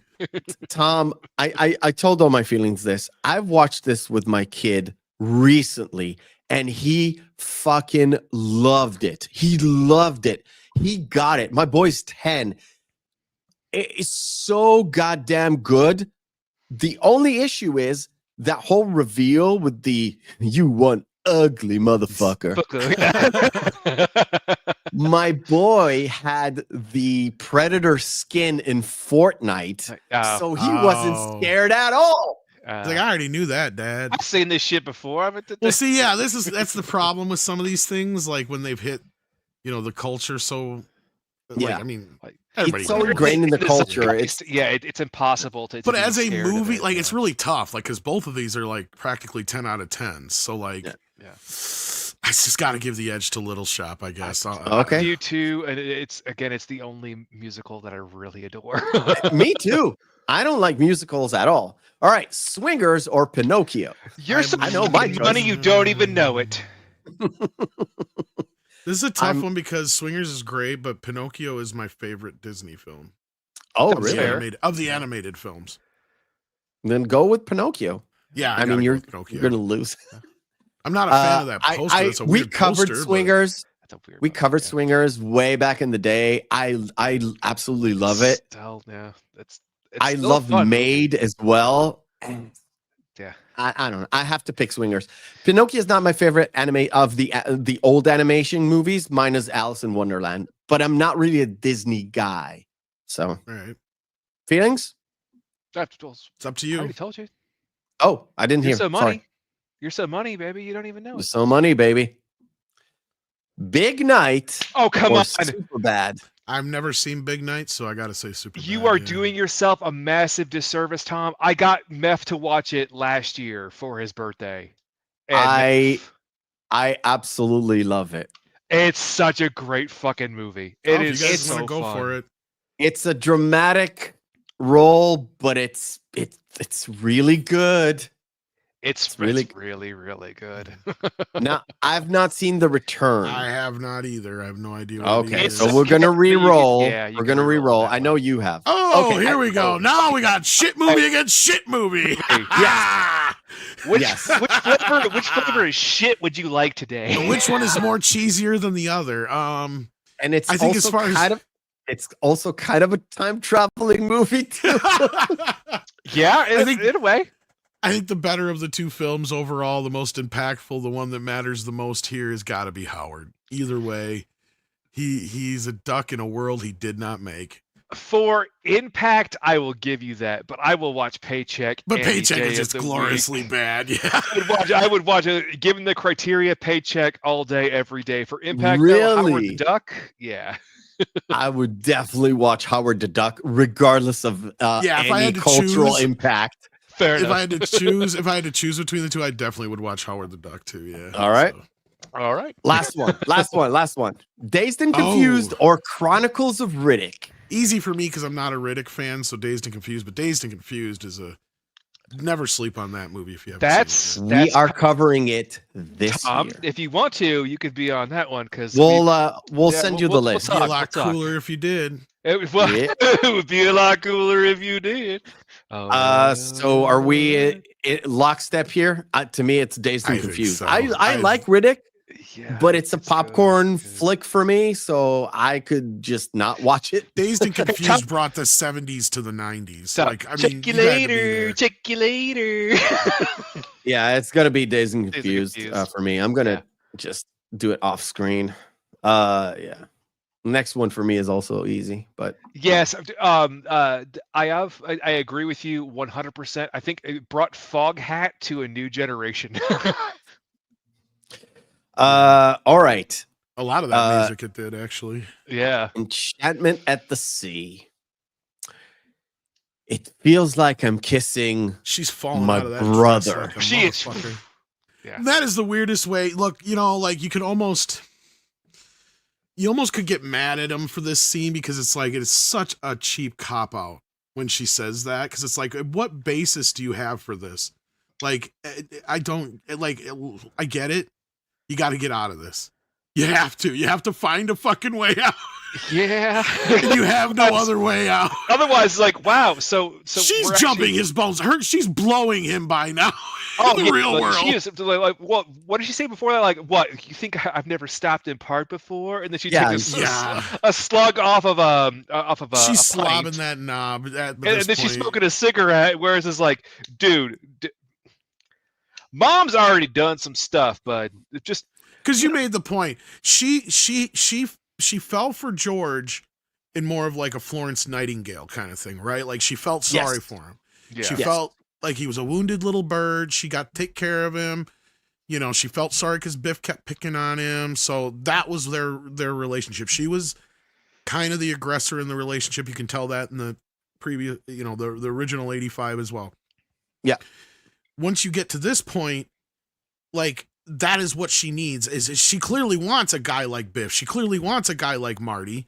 It's surprising she never did wind up with Biff. The only reason she didn't wind up with Biff, as we said, and this is what sets the whole thing in motion in the first place, is not only does Marty fuck up everything because of that, it's just that she does want somebody better, but it's like she settles for George. In this case, and this is why it's so much different in the future too, not just because George is a different person, but because their relationship is so much different. Correct. Right? Yeah.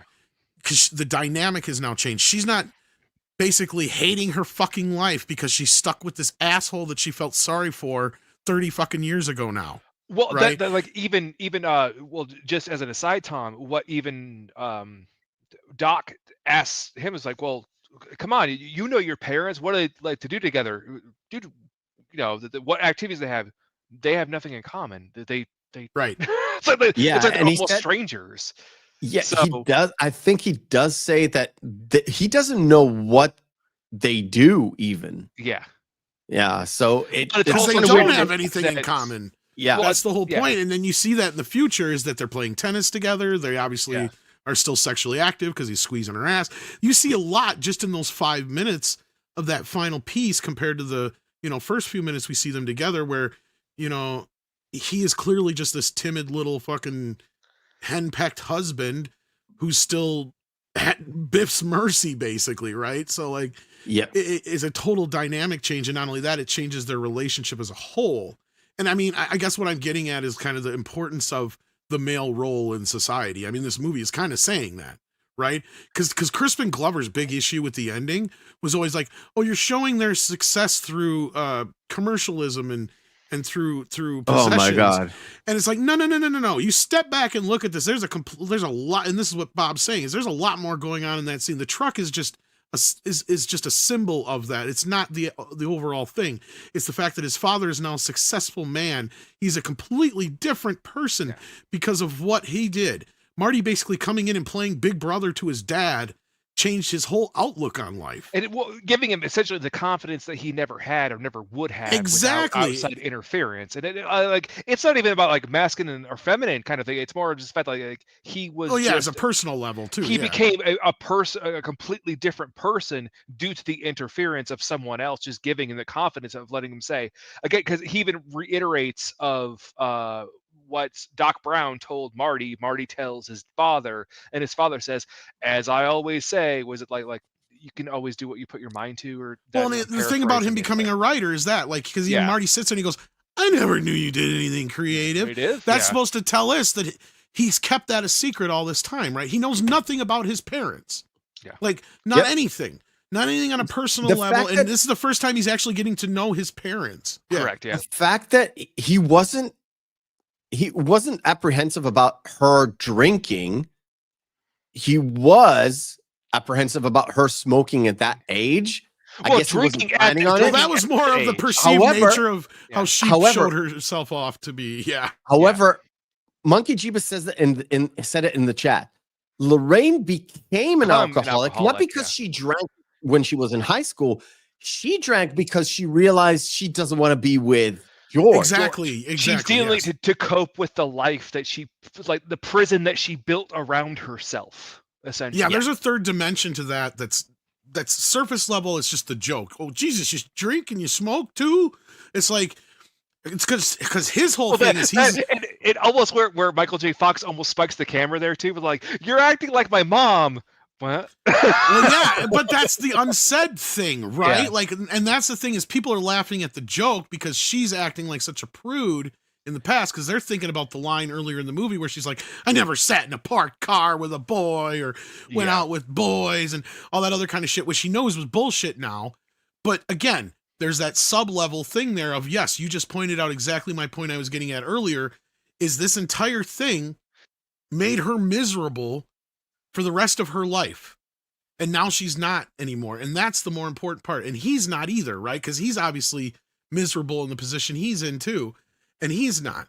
So this is vicariously created this whole new world for them. And that's the part that Crispin was missing, was it has nothing to do with the truck. The truck is just a side effect. No, it was more just to show another positive outcome for Marty as well, and also for more product placement with Toyota. And the same thing is shown in his brother and sister being successful, not working at a fucking fast food restaurant and shit like that. And it also like, I always wear this to the office. His sister is dating apparently multiple men, which is a cool. Do you, baby girl? Whatever, not a big deal. Fourth wave feminism for you, I guess. Yeah, where like the brothers go, I can't keep track of all your boyfriends. I want to move a little bit forward because that otherwise is the weirdest one, right? Like they could have gave her something better. Sorry. But again, just for Biff and his gang too, which oddly the weirdest thing too is Billy Zane is part of his gang. Yes, which is still funny to me. 3D and the other guy. Yeah. I want to get to one part that kind of leads to what I was trying to talk about, the VFX at the beginning of the show. Sorry about that. Yeah. That's fine. Oh, the fading out. This shot vexed Zemeckis and Gale and Neil Canton and everybody else who was involved because you can clearly see it's a circle. Yeah. But at this point, they were so like, we have no time left. Mm-hmm. There is no time left. They came into the theaters with like wet film. You can tell it's a disembodied hand just hanging in front of the screen too. It's the disembodied hand. It's the fact that you can definitely see the circle around the hand because it was supposed to be dissolving. It doesn't matter. Yeah, that's I know. The beauty of it. I know that's the whole point. The fact that when that lightning hits and there's fire on top of the thing, it's not fire, it's hand-drawn fire. And then when there's a still shot, it's an actual fire later on. Yeah. That whole thing, because they were rushing it at the very end. They would just go. They couldn't finish up a few things. But there's a moment there where even George, even after kicking Biff's face, and then in the thing, there's another guy that's taking Lorraine away, but George kind of, musters his last bit of confidence, pushes the guy away, takes Lorraine, gives her a kiss, and then Marty kind of jumps. he kind of, there's a moment where he, they were know how to play, Angel, and they were following up, where he's literally like, he's erasing himself from the past. And then when he gets up, he's like, Okay, I'm good. It's fine. But then the song finishes. But like the only thing that is beyond my suspension of disbelief is, I'm sorry, Michael J. Fox does not have the vocal tones of a baritone. Sorry, he cannot pull off Johnny Be Good. It's not him singing. It's another guy. Clearly not. But that's why I'm like, okay, listen. Zemeckis, you want me to believe time travel? Okay. But him singing that song, no, sir. Johnny Be Good was number 1 for 8 weeks. Yep. After the movie came out. Yeah. The original one. The original one was 8 weeks. That is Renaissance. Insane. Yeah. Insane. He helped bring the Beach Boys back too with Teen Wolf in the correct. You are correct, sir. Surfing on the bus. Yeah. I can't think of the word. Jesus. Wasn't just surfing the thing USA? about Huey Lewis, he wrote a couple of songs. They were all rejected, and then he came up with The Power of Love that got accepted. And then Zemeckis said to him, "Well, I need another one." And by then, Huey Lewis actually seen some dailies, and he was inspired to write Back in Time. Back in Time, yeah. Which both got into the thing. And they used Back in Time as the trailer, as the which is so great too, official because this helped propel him to obviously future stardom, but also talking about films that brought up other old artists, how American Psycho, on its re-release, how it became a cult classic. Huey Lewis got big record sales when American Psycho came out. Okay. Yeah. Cool. Square. So you might Let's not forget like that this. Huey is the guy that tells him he's just too darn loud too. Yeah, yes, it's the guy at the very beginning. It's okay. You're just too darn loud. And they actually took that bit and then did the music video for Back in Time or The Power of Love, one of the other. Oh, no, it was They Back took in that Time. bit from the movie. Oh, was it? I thought it was Back in Time. I don't think Back in Time was ever released as a single, and I don't think it ever had a music video. Then it's The Power of was Love. the only one that I think did. Although we associate the movie with Back in Time. Yeah. So maybe I'm just misremembering it, because I know like Michael J. Fox doing the knee slide was part of the video. That's prevalent, but anyway, moving on. I do remember that they did take the part where Huey Lewis is with the glasses and he was like, "That's too loud." And that kind of starts the whole music video. I've seen it somewhere. Maybe Now the I whole have to double check, but I don't think they ever did. I That's don't for remember Power of which Love. song they used. I think it's Power of Love. Power of Love was the #1 hit single. I know that. Then that's Power of Love. I'll find it and send it to you later. Trust Although me. they used Back in Time in all the trailers and all that kind of stuff. Yeah. Like I said, we associate it in our heads when we think about it. We're hearing the saxophone from Back in Time, but the main song from the first. Well, one but is Power. obviously the major stinger that you hear is that one synth beat, that da da da da. It's from Power of Love. Yeah. Well, the other one, I'm talking about the horn section from Back in Time. Whenever they have the Back to the Future logo come up and you hear the. Oh well, I was referring to back to even when their audition. They're playing Power of Love. Yes, playing Power of Love essentially. yes, you are correct. Well, that's actually, if I remember right, I think that's the bassist for Huey Lewis in the News. I was going to say, I think at least a couple of the members are from his band, and then the guy who's playing was guitar. the drummer at the time, but I think the drummer quit after that. But I know it was the bassist. I don't know if the guitarist is, but that guitarist actually worked with Michael on his guitar bits. I know that. Oh, okay. The guy, the blonde-haired dude, who plays guitar with him. Brian, there is some footage of him. There is, but there's only like a few very seconds. few scenes. Very few. Yeah. They're supposedly working on getting something done with the footage. The problem is they got to work something out with Eric. Like I said, vicariously, this worked around on itself through him shooting that stuff, him being upset that they used the shots that they did use and getting fired all those years later, and then turn around in the Crispin Glover case now plays a factor, and they can't just release this footage without his signing off on it. Correct. That's the so that's why I was saying, like, it kind of fed into itself in that way. So now they're stuck in this situation where Eric is pissed about it all, still, I'm sure, deep down inside, but I'm sure if enough money comes his way, it'll change things. And it sounds like that's what they've been trying to work out the last few years. My understanding is it'll most likely just be like a documentary where they'll find a way to work in all the footage. I doubt we'll get like any sort of like Eric Stoltz release of the film or anything like that, because they never finished the film with it. Yeah, they never finished it. It was only they had about 40 minutes, and by the time Michael J. Fox joined, and I didn't mention it before, they were already in the process of actually fully editing the stuff because of Eric Stoltz. They took bits and pieces from different takes to make one take work, because they were very frustrated with him, and they took bits and pieces from here and there. So they were already editing on the fly when Michael J. Fox was in. Well, and that's then how they when knew... he got in, everything was very, very smooth. So in terms of editing without effects, it was easy. And that's how they knew that what they needed and what they didn't need, right? Like, because what we said is like, and that's where I think, like I said, Michael doesn't have really any recollection of working on the movie, because he didn't really work with anybody all that often. Correct. He wasn't on set the entire time. Yeah. No, and most of the time they just already knew they had this shot, that shot from that scene that was opposite of Eric. So they just need Michael J. Fox to do Eric's bits. So they just have him come in and do those bits instead, because it's a reverse shot. So you don't need the other actor. You don't need all the other business. So you just have Michael J. Fox reading those lines, doing all those.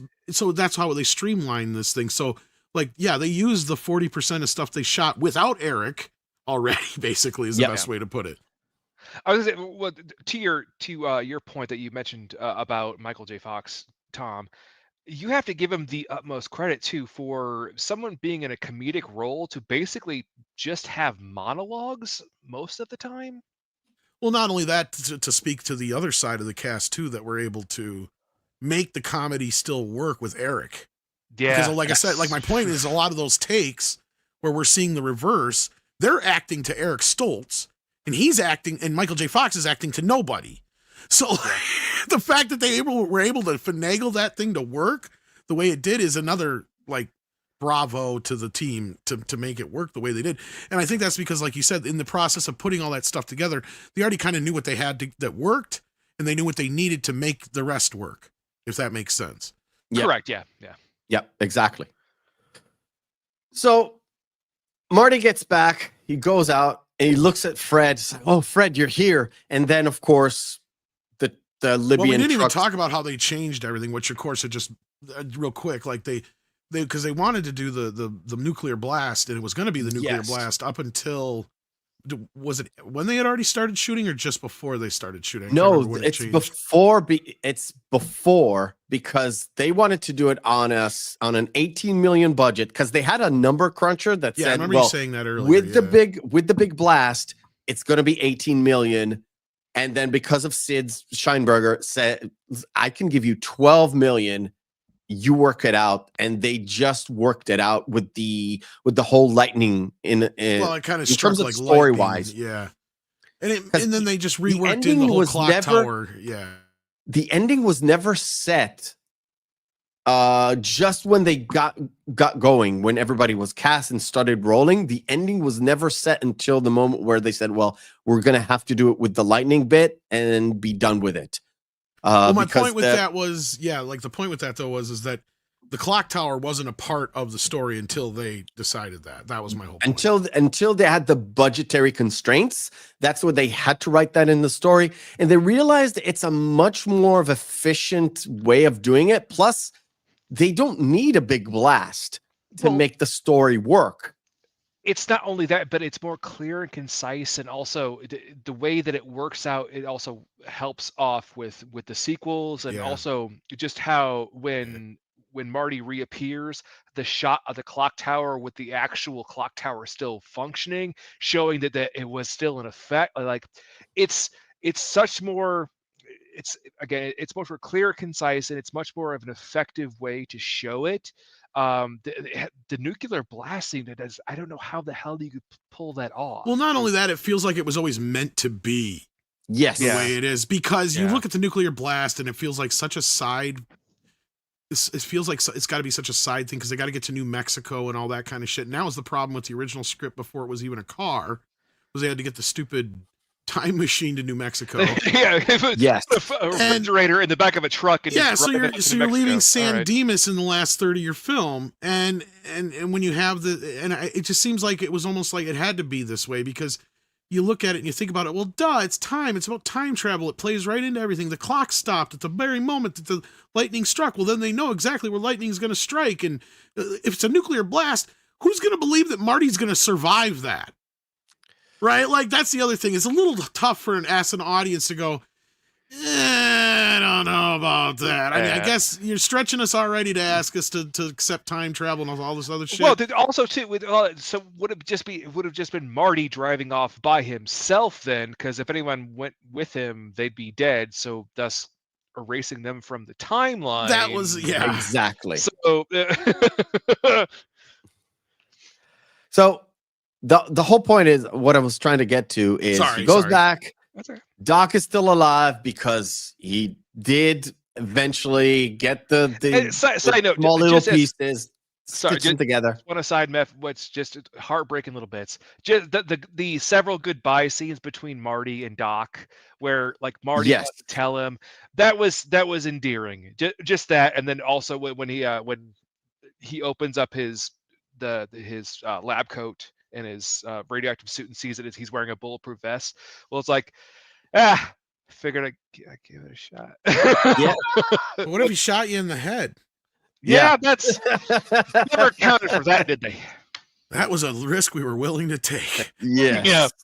But anyway, so Marty goes back home, wakes up, and it's a totally different environment where his parents are, Mom, you look so thin.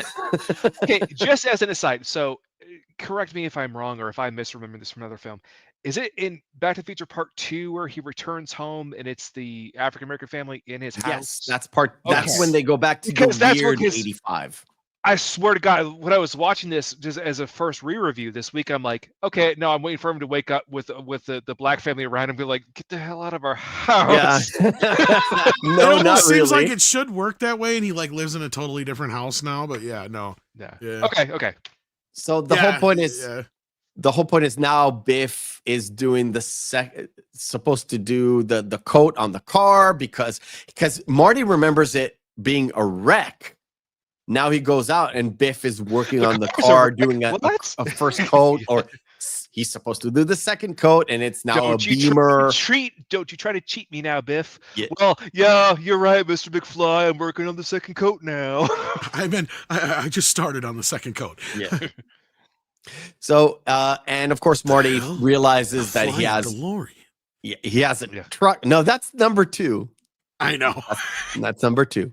So he realized, I've got a big Toyota truck that I was dreaming out the whole thing. And then suddenly Jennifer arrives. Hi, you're ready to go for the weekend off, Well, I will never let my kids mentality change of his mother too as well. Because again, she's like, Jennifer, I love her. You guys you guys are going out for your which trip. Goes to our point earlier too. Why? Because those two are happy.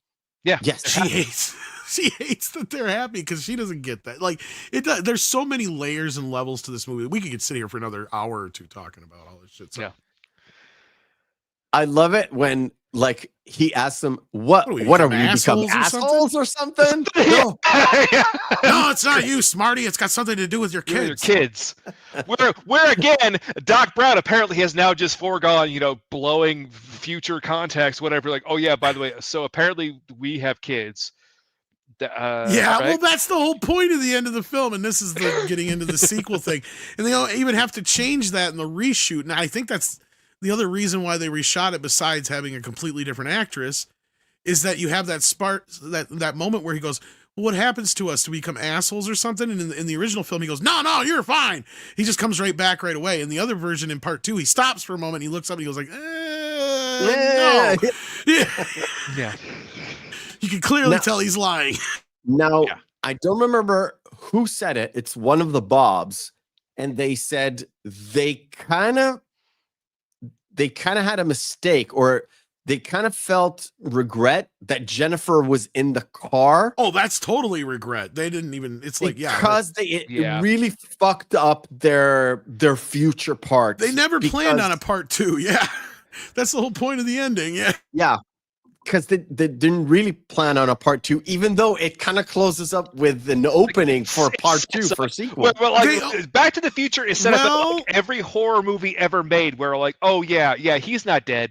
He's not dead. No, okay, let me reframe this for you guys. Let me reframe this for you guys a little bit.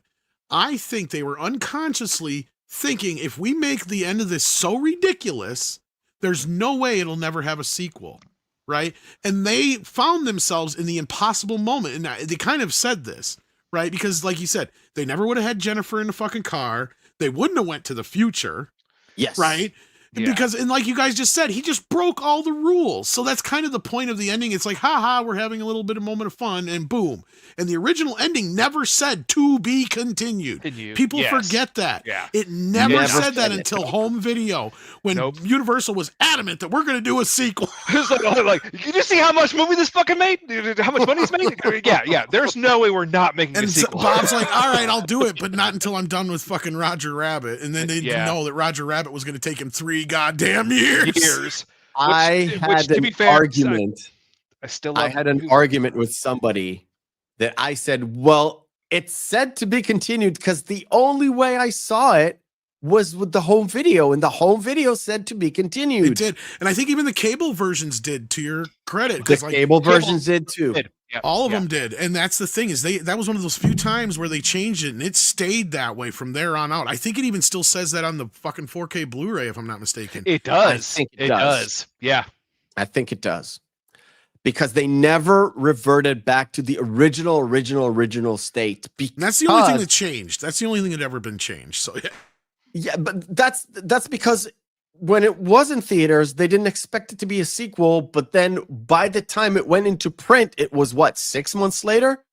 And it could very well be that on one of those re-releases you were bringing up earlier, Oh My Feelings, they may have added that on to one of those. They did. Actually, that's a very, really good point, because they actually had the to be continued on the first re-release. That makes sense, because it's the same thing with Star Wars. Actually, this was after Back to the Future Part 2. Because that's the same thing with Star Wars. Yep. Yeah. I'm just looking at the copy I have right now. It's a old HD, not Blu-ray. It does not say to be continued. Okay, maybe they took it off on one of them. I was going to say, I thought one of them at one point they did revert it back. I can play one of the DVDs or the Blu-rays. Yeah, I can play 8 seconds. They have it on the original. Wait, hold. Sorry. So, no to be continued. It automatically goes into. Now, did you pan out to the very, very end? Because the very end had a. Well, I know depending on what Blu-ray cut you have, one has a. It's not a Blu-ray cut. It's an old DVD HD cut. I was gonna say maybe it was the old DVD they did it on, and then they brought it back. I can't remember, but yeah. No, but I know that they did add the to be continued on the actual film, the cinema re-releases. Oh, after Back to the Future Part 2 got because that's what they released. did to Star Wars, is when they re-released it is when they added Episode 4. Yeah, that's. Let me see. No, it doesn't. It finished up the credits, goes to the Amblin Entertainment, and it's done. It didn't even have the Back to the Future logo at the end? Nope. That's a weird cut then. Nope. Maybe that's how it originally I was. distinctly remember having it to be continued. So maybe that's the original VHS to DVD cut then. It's an old cut. I think it was on the because there was when they bring because it was when they did that first DVD box set, that might have been that version, because and it might have carried over to Blu-ray, and I don't know if they've changed it since the 4K. Oh, no, you're right. So that might be the actual like 1985 full. Because they bring it up on the release. making of or on the commentary. They talk about how that's not the original version that has the to be continued, and that really bothered them. Because that always set people up with this idea that it's always been planned that way. And unlike George Lucas, Bob Zemeckis is like, no. No idea. No. He does not have revisionist history whatsoever. He's like, no, this was never meant to have a sequel. Because that's the other thing people need to remember. Because we have revisionist history now. A lot of folks do about Back to the Future 2. Because people need to just totally fucking spaced out that everybody hated that fucking movie when it came out. Oh, yes. Critics hated it. The audience hated it to the point where that's where Bob almost was like apologizing for the second film. And you got to understand, and that's where he's like, a lot of the excuses I think he's making for the second film stem from that, because he didn't realize a whole generation grew up with that movie loving it. Right? Because I was a kid when I saw it. You guys were kids when you saw it. We didn't see the problems the adults were seeing. Now, looking back on it in history, without seeing part 3, I can see where people were upset with that film. Because you have a dark-ass movie that ends with no ending, and it has a very mean streak to it compared to the first and third film. It is and it stems directly from Crispin Glover, and that's exactly what Bob always says, because that changed the whole dynamic of what the second film was going to be when Crispin Glover wasn't going to be in it, because it originally was going to be this whole thing in the 1960s and all this other stuff, and then when they couldn't work shit out with Crispin, that's where like, we're just going to kill the motherfucker. And they did. They killed him. They shot him dead in the movie, and they made it a plot point. That was how pissed they were at him. Because oh my God, they did not want to work with him anymore. It's a whole can of worms, that second movie. Yes. But to me, I always knew they shot it back to back, and it's the first time I've ever heard. 2 and 3 is a different story. Yeah, 2 and 3 is a totally different story. Yeah. I always heard that they shot both of them at the same time. Yes. Or one after the other. Yeah. The short version is what happened. The theater, I knew there was a part 3 coming up before when the movie ends. Everybody did. And you got the to be continued, and then immediately you seen bits and pieces from the next movie. And everybody got that, but they were pissed. Like, because it was just at that time we weren't used to that. Right? We didn't get 2-3 movies shot at the same time. Yeah. And this whole like, wait a minute, we're only getting half a movie now, and you're sticking the other half of the movie later in the year to make us come back in theaters. That's a fucking jip. That's the way people reacted. And it's kind of not untrue, because the original script we were talking about was so big that once they reconfigured everything, the third act, which took place in the West, everything in the front end got so bloated. They're like, wait a minute here. We can't do all this in one movie. Yeah, and then they decided to split it up. Yeah, they went back to the studio and they're like, we got the bad news.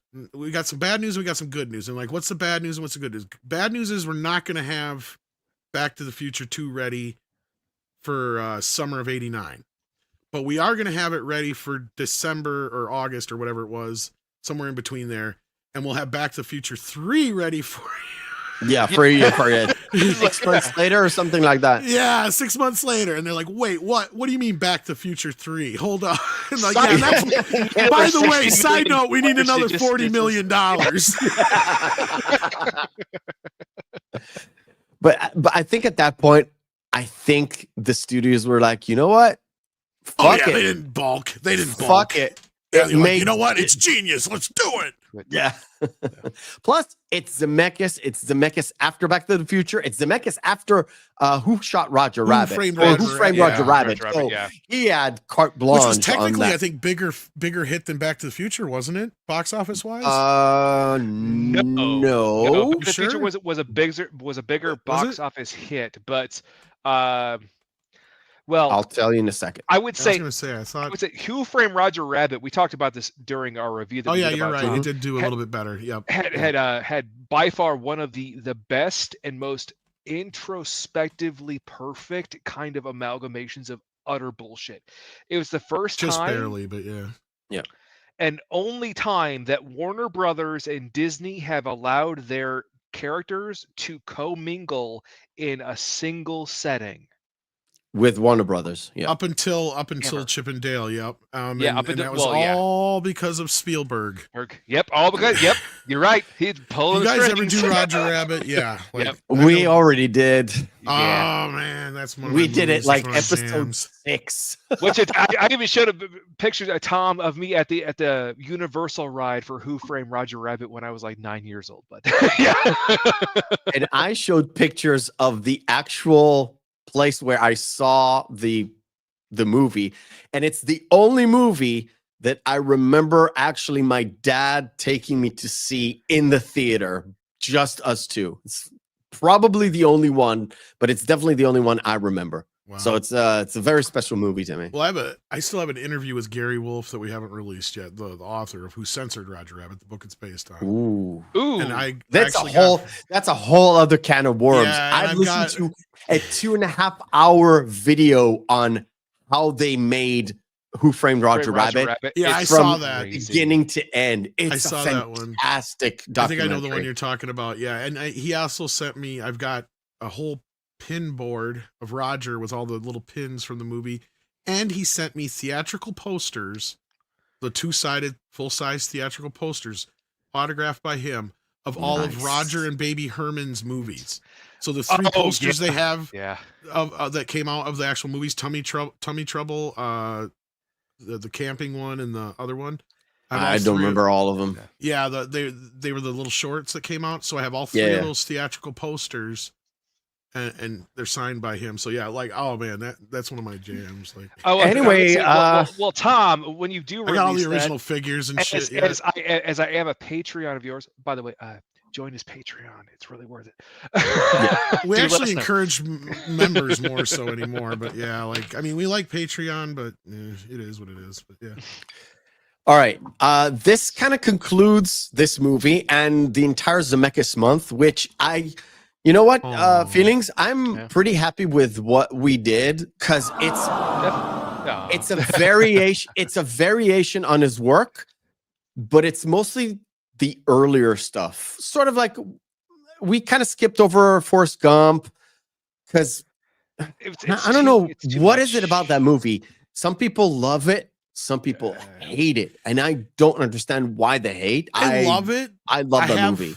I don't know too many people who hate it. The only people I know who dislike it for, and most of the time, this is my experience. I'm not speaking for everybody, obviously, but the people that I've discussed about it, and they have the similar feeling to me, is that it was not the best movie that year. You had so many better movies that came out that year. And that movie got all the attention. Pulp Fiction, for instance, is another one. Fucking changed cinema, right? Like, and Forrest Gump, as a technological thing, give Gump all the goddamn awards.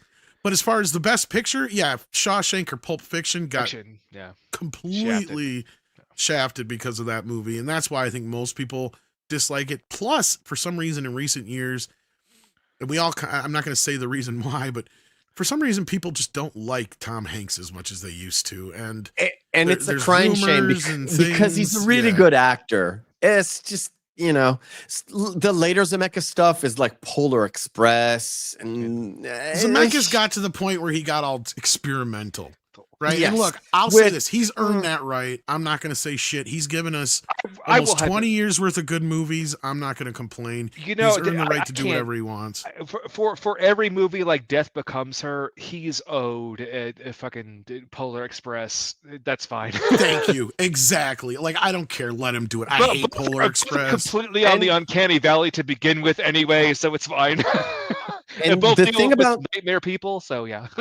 And the thing about Death Becomes Her, again, at the moment, it was, not so much revered, but now because the gay community kind of embraced it, it's become a whole different other thing with the musical part. My brother, literally this Friday, told me he's going to New York to actually go and see Death Becomes Her. And I was like, oh, the musical. Have you seen the movie? And he's like, yeah, I love the movie. And it was a shock to me because you guys, it's not really his forte, but they're probably going to make a movie of that musical. I've been hearing rumors. Probably. Yeah, and probably. here's why, and that's why I think Zemeckis has come out and saying, "Oh, I think we could do Back to the Future remake as a musical. We'll do the musical." Because I think that's going to happen. He's going to go the Mel Brooks route, and he's going to sit back and collect checks for forever. Well, it's like, it is what it is. Residuals of perpetuity, man. That is. Producers worked. Why not Young Frankenstein? It's Spaceball 2, The Search for More Money. See, now, if Mel Brooks was smart, he would have not let them make a movie, and he just would have directly made Spaceballs 2 the musical. Jumped right to the musical on Broadway. Fuck the movie. It would have been better that way, but now we're getting this Josh Gad thing, and I'm like, oh, no. That's a long conversation we already had. Yes. All right, 2.5 hours deep. Love you guys so much. Thanks for having me. Yeah. You're off, man. So we're gonna go. We're gonna. I'm here, but you guys got everything. We're gonna redirect you to Gary on the pop culture minefield. I think they're doing Twister. What? Twister. Next week. Twister. Yes, What I is know. next week? Yeah. What is next week? I have no idea. It's a movie. All right, we're starting our new month, which is it's graphic. Yes. It's graphic. So the entire month it's going to be graphical novels adaptations into movies. And the first one is another Tom Hanks movie. Yes. It is Road to Perdition. Yes. Road to Perdition. Yeah. Yes, it is. We're going to do Road to Perdition, and we're going to have some fun with it because we watched it, but we didn't cover it because I actually already have notes for it, but we had to end up scrapping that week. Yeah. Anyway, it's a whole other rigmarole. So go watch Road to Perdition with Tom Hanks, and we'll see you next week. Because remember, hope is a good thing, maybe even the best of things, and no good thing ever dies. See you next week.